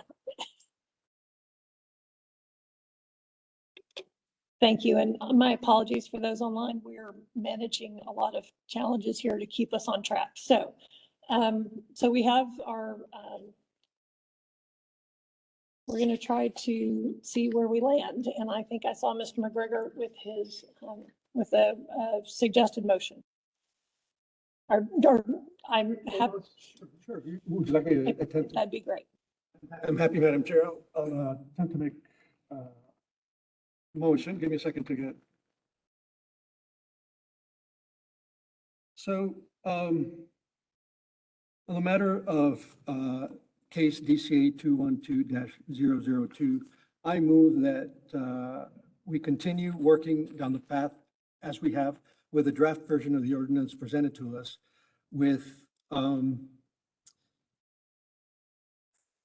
adding to under 3B to districts permitted, R districts, AA districts, CH, and MH are residential. And then, oh, and townhouse is not in there as well, so and TH as well. Townhouse, AA, which is agricultural, CH, which is clustered housing, and MH, which is, I forget if it's manufactured housing, is that the right term? And then on C, that we consider, at least as a draft, so that we can have the discussion on this further, moving the requirement for off-street parking from the zoning code to the actual permit for each individual STR. And then, of course, finally, that we pick up where we left off, which I think next time we'll be starting with, already start from the beginning if we need to, but in discussion more. And I don't have any particular comments at the moment. If there's a second and we have discussion, I reply.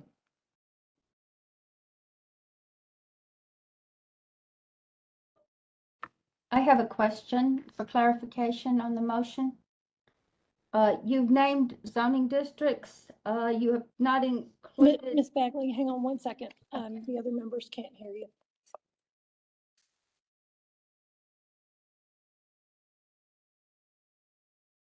Okay, if you would proceed, Ms. Bagley.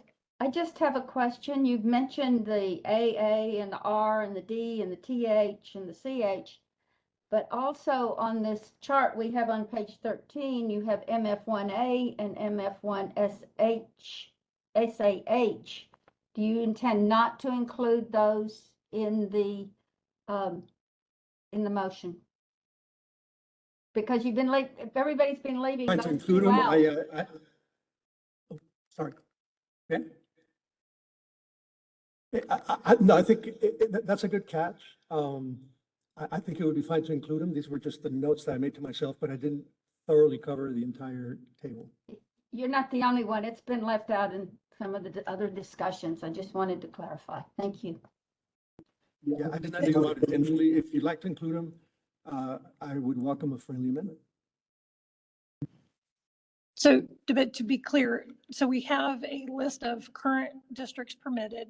Mr. McGregor, your motion is to include consideration of the additional districts as listed.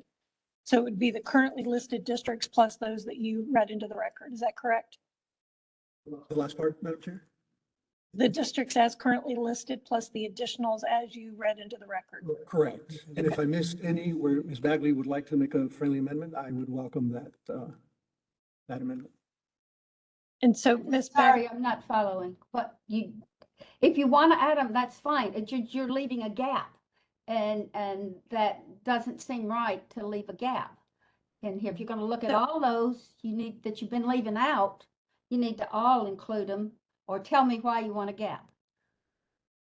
And your intent was to include. It was simply an oversight. The intent was to include them all. Yes. Okay, well, I'm happy Thank you with for that. catching that. Fine.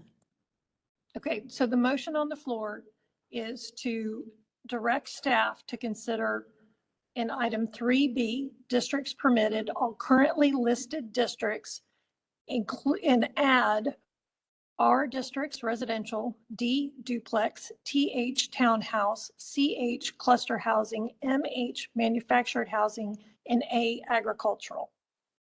In addition, to direct staff to evaluate item 3C, required off-street parking to move from zoning and to be included within the licensing and registration provisions of the code. Is that correct?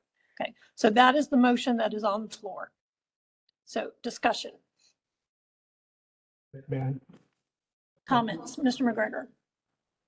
So this is obviously a significant change in where we were at so far, because we're adding a tremendous amount of residential districts to the potential ordinance. And I'm doing this because I think it's important to acknowledge the number of people who showed up to speak on this issue, who deserve, as one of the gentlemen, I think it was Mr. Hetzel, said, they deserve to be heard, and they deserve the time of staff and this committee to look at whether or not it's possible to accomplish that. And it does not mean that I feel that those districts should be included. For me, it's going to depend entirely on whether or not the restrictions can be put in place to also address the valid concerns of the people who are against STRs. I hope you see this as nothing more, not an effort to push a certain side of the issue, but rather to allow us to have a complete discussion so that we and CPC and City Council can go back to the community later and say, this was looked at. It was thoroughly analyzed and vetted, and this is the decision that they came up with, as opposed to, yeah, we just kind of went in that direction and didn't give the other side the benefit of our time and our thought. Thank you. Thank you, Mr. McGregor. Mr. Reeves, and stand by for 30 seconds while I move my microphone.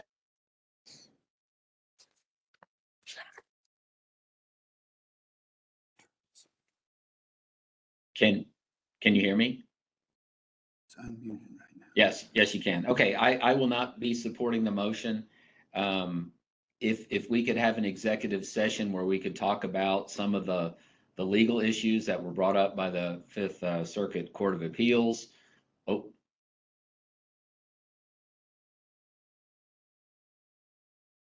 Can you try again, Mr. Reeves? Yes, can you hear me now? Okay, I will not be supporting the motion. If we could, basically to me, the Fifth Court of Appeals kind of was the final blow to this, that we cannot have a homeowner, occupancy restriction here, and we can't discuss some of the other potential things because of legal. So therefore, I think we are done here, and it is time to move this to CPC, where they can have those executive sessions with council to determine some of the legalities. But as far as parking, throwing that over there, or density, or some of these other things, yeah, to me, the Fifth Court of Appeals says that there's no reason to move on. So I will not be supporting the motion. Thank you, Mr. Reeves. Other comments?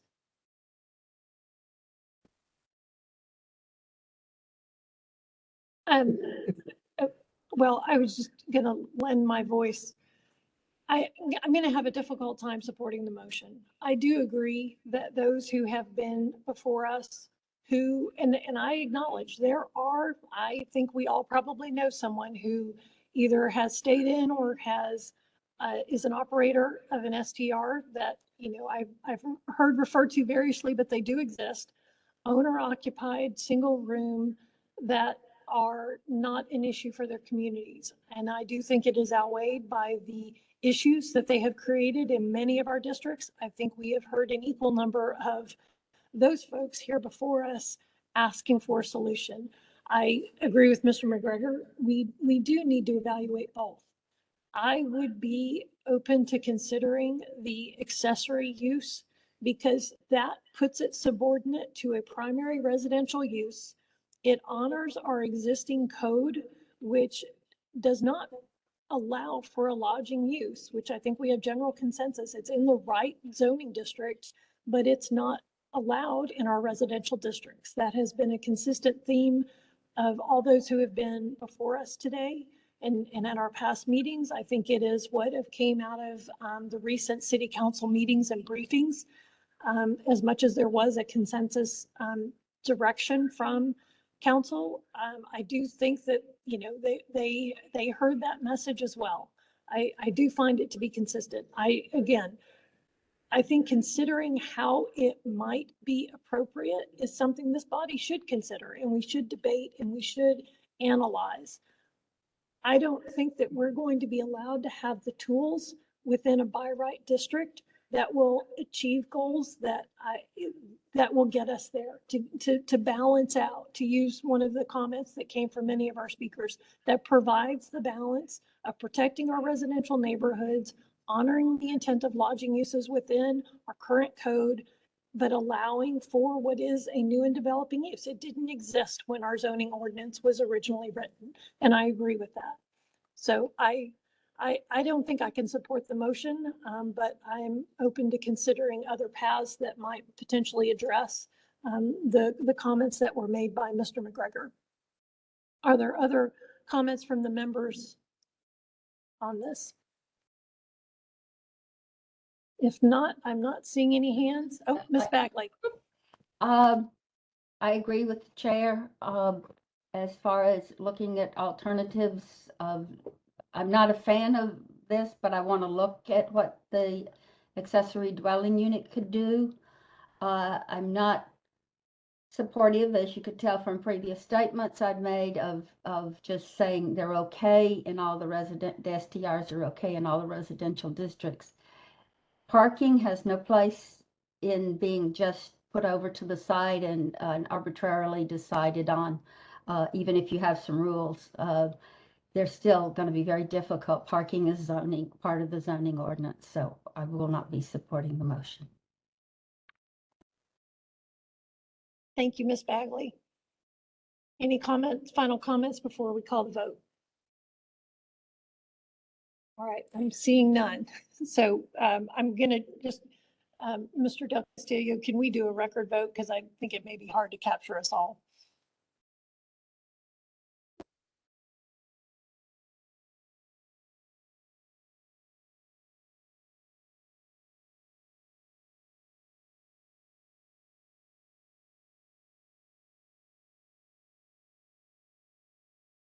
Can you state that for the record, Ms. Bagley?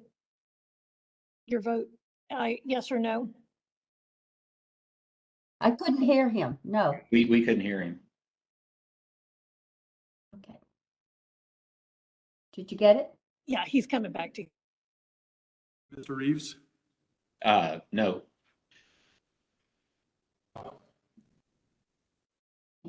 What did he say? Bering? Yes. Ms. Popkin is not with us. Vice Chair Blair? Chair Hampton? No.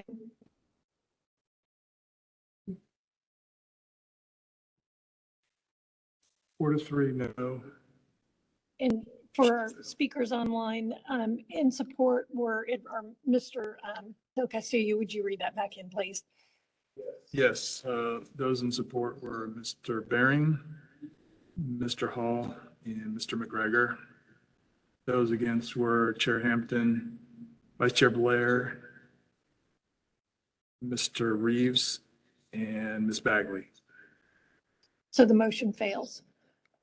I'm going to see if I can take a second pass at this and see where the will of the body is.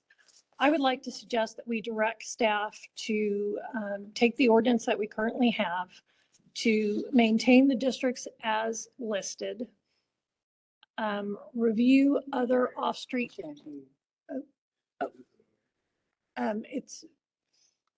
It may be. Districts as proposed in our current ordinance draft. Direct staff to review further considerations for off-street parking within the ordinance. And to return with recommendations for an accessory use for a home sharing or other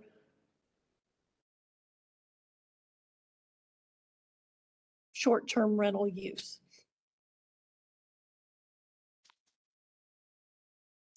Did I say that well enough for the body to capture the intent?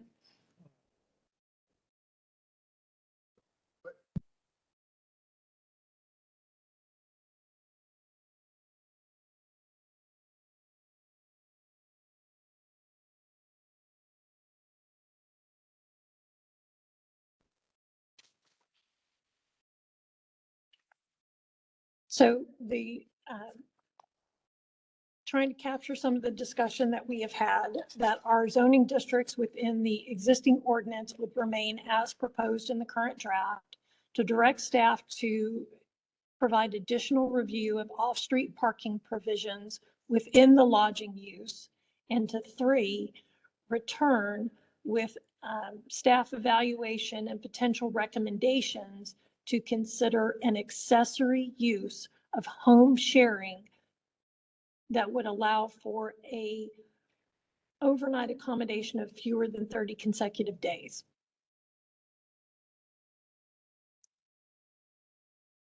And that would be modeled on the examples from San Antonio and Los Angeles as had been discussed. Is there either a motion or a second for that? Second. Okay, so I will move it. Ms. Bagley is seconding it. So discussion, and I guess I will give the comments. I think they'll mirror the comments that I made during the original motion, in that I don't disagree that we need to evaluate what an option might look like and to understand that and have that debated by this body. I do think that we're going to have challenges, and I expect that there will be review by staff on what can be included in our current ordinances, and to have this body evaluate and vet that. And, you know, I do think that it is appropriate that we have that conversation. It has been out there. It has been talked about. And so I think it's appropriate before we move this forward that we have those discussions at this body. And I hope you all will consider supporting the motion. Thank you. Any other comments? Mr. McGregor and then Mr. Reeves.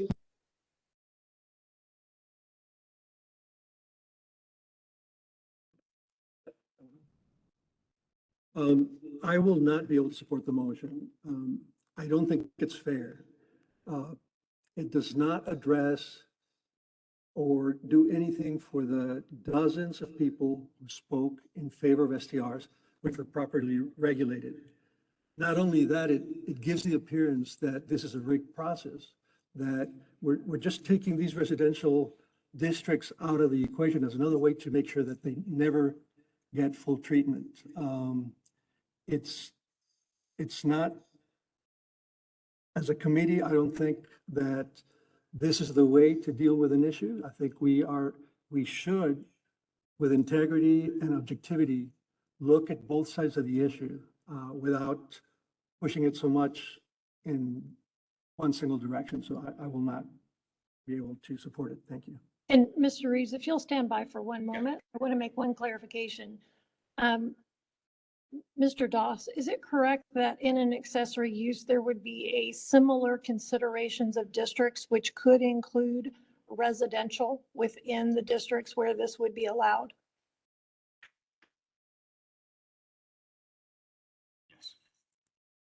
I don't, and again, I just wanted to put that clarification on the record for you, Mr. McGregor, because it would include, I think, similar to what I understood you were asking to be evaluated. I appreciate that, Madam Chair. I think that if you were trying to accomplish exactly what I was asking for, then there was no need to change the motion. I think that to take out those residential districts, to me, from the, I wouldn't know how to explain to the public. That's fine. I just wanted to make sure it was clear that residential districts could be considered as a part of an accessory use. I just wanted to make that clarification. So, and thank you for allowing me that, Mr. McGregor. Mr. Reeves. Are we going to, question for Mr. Burgess, are we going to be able to get a legal opinion about if home sharing and or accessory use consideration violates the kind of the owner occupied? Or is it just like, you know, I rented this house and it's mine, so it's my home, so I'm gonna share it, or I'm a corporation and I'm living in this house and I'm gonna share it, or I'm, you know, it's on the books as a home, but it's not. I mean, are we gonna get that bump up? Because to me, this looks like an extremely close cousin of what was just deemed illegal. Yeah, so we can't do a legal opinion for ZOAC, but if that is something that ZOAC wants to move forward to CPC, we would have that discussion with them in executive session. Okay, thank you. Any further discussion?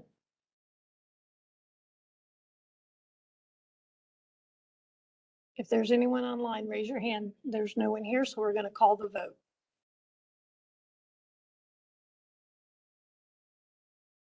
Okay. Yes, please, Mr. Del Castillo. Hampton's motion. Mr. McGregor? Ms. Bagley? Yes. In favor. Mr. Reeves? Nay. Mr. Hall? Mr. Baring? No. Ms. Popkin is absent. Vice Chair Blair? And Chair Hampton? Aye.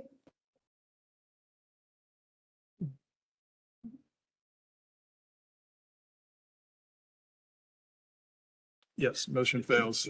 Motion fails. So it was 5-3. Okay, does anyone have another motion? Yes, ma'am. Mr. Reeves. Yes, in the matter of DCA 212002, I move that we follow what is in our docket today and what we've been briefed on.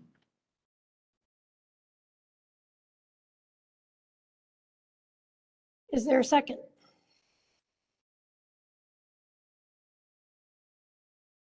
I will. Okay, we have a motion and a second from Commissioner Blair. Our motion by Commissioner Reeves, second by Mr. Reeves, Commissioner Blair, to move the item as posted in our docket to CPC. Discussion or comments, Mr. Reeves? No, I've commented out. Thank you. Okay, any discussion from the members? All right, we will call the vote.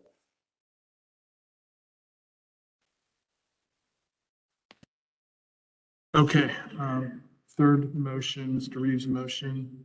Mr. McGregor? Ms. Bagley?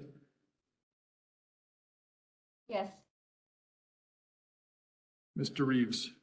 Yes. Mr. Hall? Mr. Baring? No. Commissioner Plotkin is absent. Vice Chair Blair? and Chair Hampton.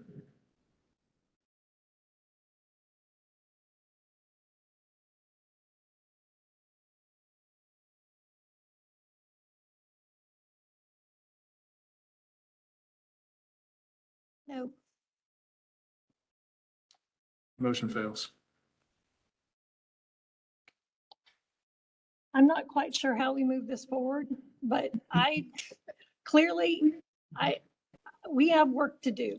I think today's discussion, we are at 2:25. There are more questions out there, but this body needs to give direction to staff or we are not going to be moving this forward. And so.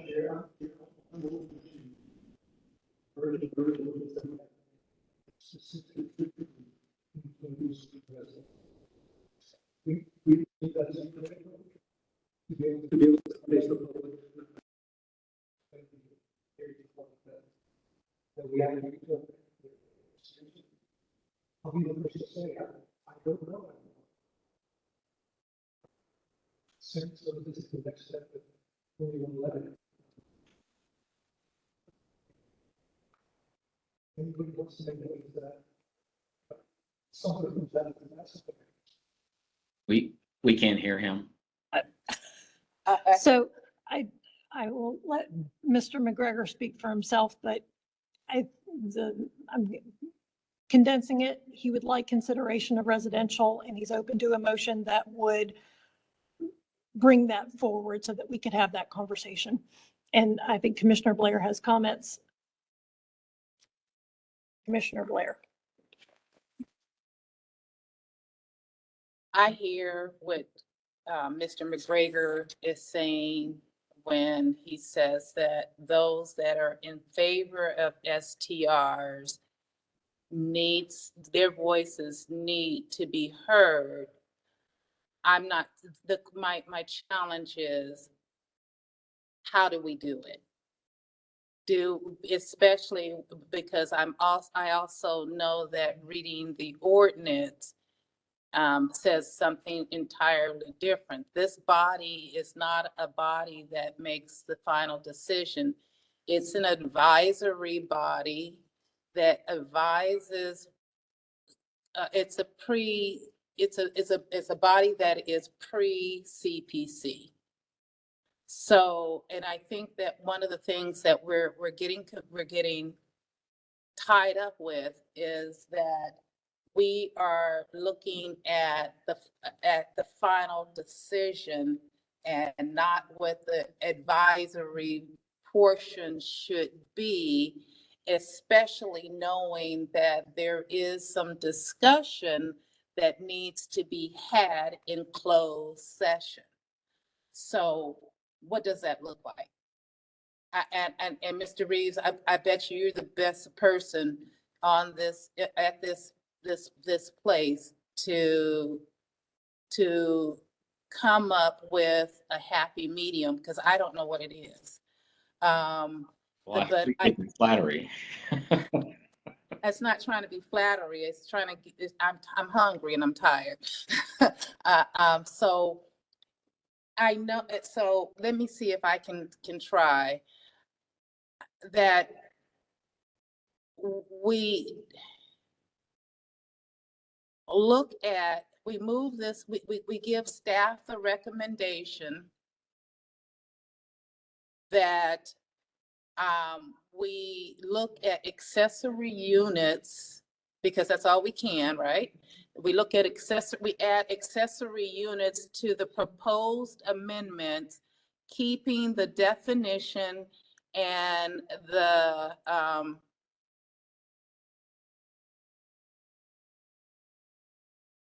off-street parking as it is in the amendments as we have today. I would, because we did these 1, 2, 3, and mine was the third one, I would support motion number 2 at this point. Motion number 2. Yes, or number 2, I would support at this point. Well, I kind of went back there too, didn't I? What's that? I kind of went back there too as well, because I added accessory units. Yes, and yeah, that is basically it. Yeah, so without calling out the Yeah, So I mean, think, my I think biggest, we have it. I think we have it. We would like. my biggest beef, and maybe I should have made comments, is that the fact that we can't get the full legal, opinion of this. That's why I wanted to, let's send it to CPC and let them get it, and they can send it back if they want us to discuss accessory use and home sharing. Well, I Because I think feel like we're just but given that my motion failed, I would support Madam Chair's motion at this point. and I kind of agree with you that because we are where we are, we do need to, the only way we're going to be able to move this forward is if we have accessory uses included, whatever that may look like, because we need to have that discussion, and the only place that discussion can happen is at CPC. So I totally agree with you, and I think that I think that may be the best approach, is to go back to Madam Chair's motion and look at it and revote it. No, well, Well, we could either reconsider or make it as motion number 4. I'm making it motion number 4. Mr. Okay. King, can we reconsider or do No, I'm just gonna, I'm just gonna make it motion number 4. And Well, stand by. okay. We've asked the city attorney to weigh on if it's a motion to reconsider, if it would be more expeditious to have a new motion. So, Mr. King. And it needs to be made from the prevailing side. Okay. You said what? From the prevailing side. So it failed. And so. Okay, I would Mr. make Reeves- the motion, then I would make the motion that we reconsider. I believe, and I'm trying to make sure that you're heard. Mr. Reeves, did I understand? I would make the motion that we reconsider the second motion that was made by Chair Hampton. Okay, and that needs to be seconded. But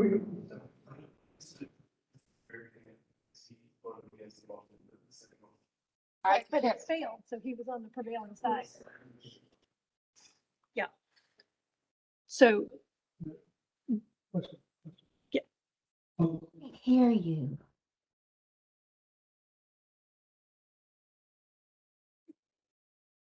Did I hear correctly that to remake a motion that already failed, that would have to be made from somebody, an individual who voted for it? Who voted against it? Right, yeah, right, exactly. Prevailing side. Oh, I see, okay, got it. Are you still looking for a second? Gregor, Reeves, Hall, or Bering are the only ones who can make the motion to reconsider and to second it. Am I correct? Second. Yeah, anybody can second it. So anybody can second it? So McGregor, Reeves, Hall, and Bering. Ms. Bagley has seconded the motion. So thank you, Commissioner Blair, for reminding us of our vote tally. Mr. Del Castillo, I think you would support that, correct? Mr. King, excuse me, Mr. King. Mr. Reeves was on the prevailing side. His motion is in order. It has been seconded by Ms. Bagley. Actually, Our motion proper. I was on the wrong side of the. Well, you were on the prevailing side, which was against. Oh, okay, gotcha. And yes, we will reread the motion before we vote. But Mr. King, would you confirm that that motion is in order? Thank you. Thank you. So the motion before the body is reconsideration of motion 2, which was to direct staff to return our proposed ordinance with consideration of required off-street parking for the short-term rental use for consideration by the body, and to bring back a consideration of an accessory use as an home sharing or other similarly styled use that would allow for rental overnight accommodations for fewer than 30 consecutive days.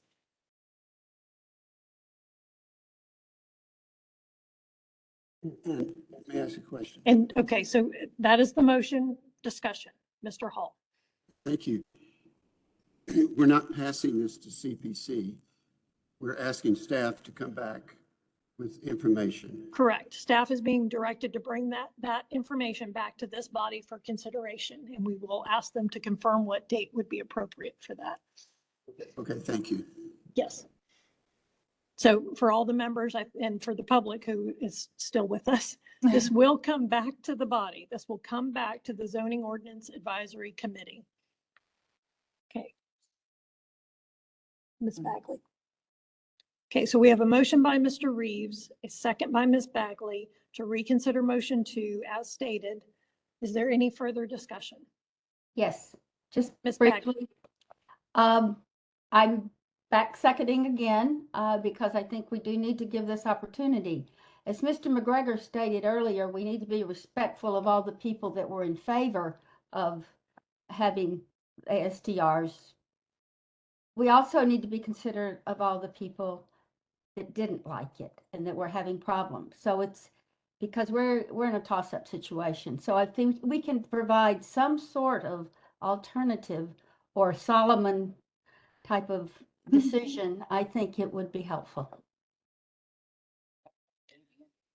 Thank you, Ms. Bagley. And to confirm, if I may ask Mr. Burgess or Mr. King, there will be future evaluation either at this body or as it moves forward in light of other, other rulings. Thank you. Thank you, Mr. King. I just wanted to make sure that was also clearly stated on the record. Okay, I'm going to call the vote. Oh, sorry, Mr. McGregor.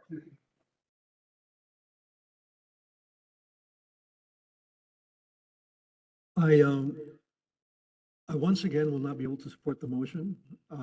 I see my job as committee member, one where I need to focus very hard to be objective and non-biased.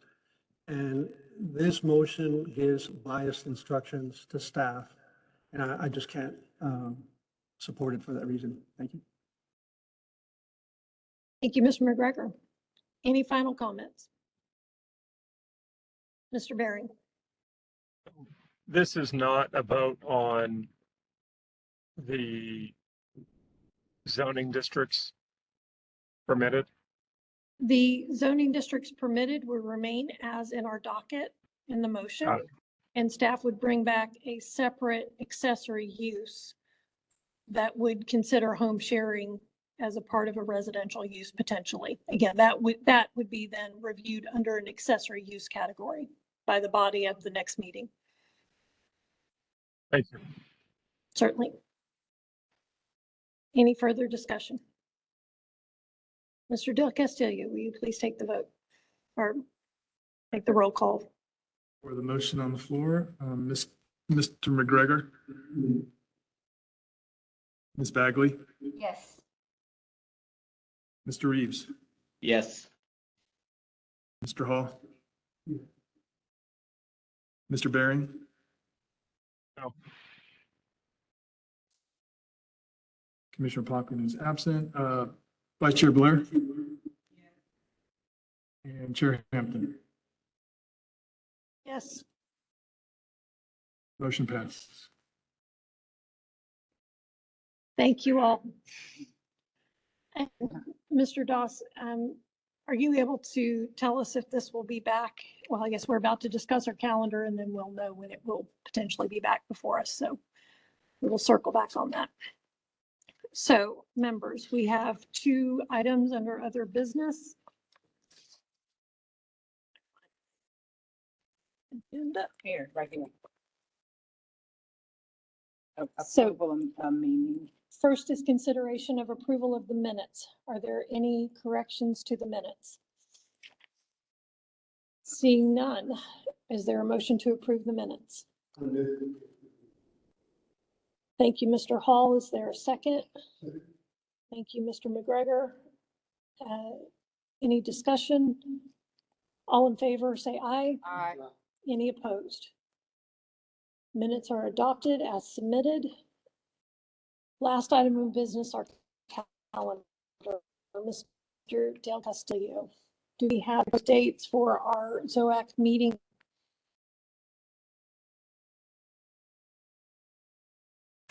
We do. Those meeting dates would generally follow the Tuesday ahead of a CPC meeting, with the potential exception of CPC is off on the 29th of September. I would propose that we do it 27th of September. That would give us 3 meetings in September. I'm sorry, 2 meetings in September. 2 in October, 2 in November, and 1 in December. I will not be here on the 27th of September. Okay.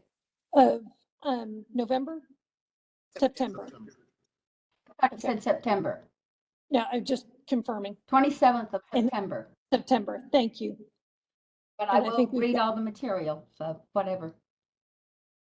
All right, so generally, again, this would follow the meeting dates that we have held for the month of August for Tuesday prior to CPC. I think as we've noticed, we've had some complex cases. We anticipate that to continue.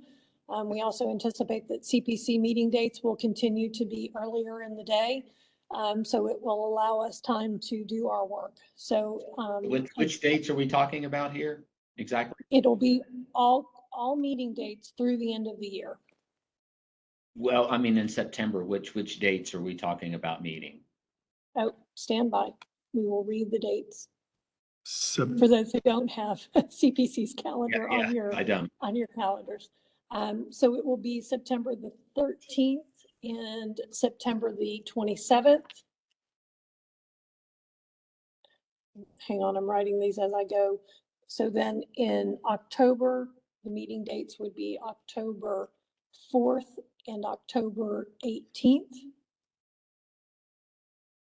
In November, the meeting dates would be November the 1st and November the 22nd, 15th, excuse me, November the 15th.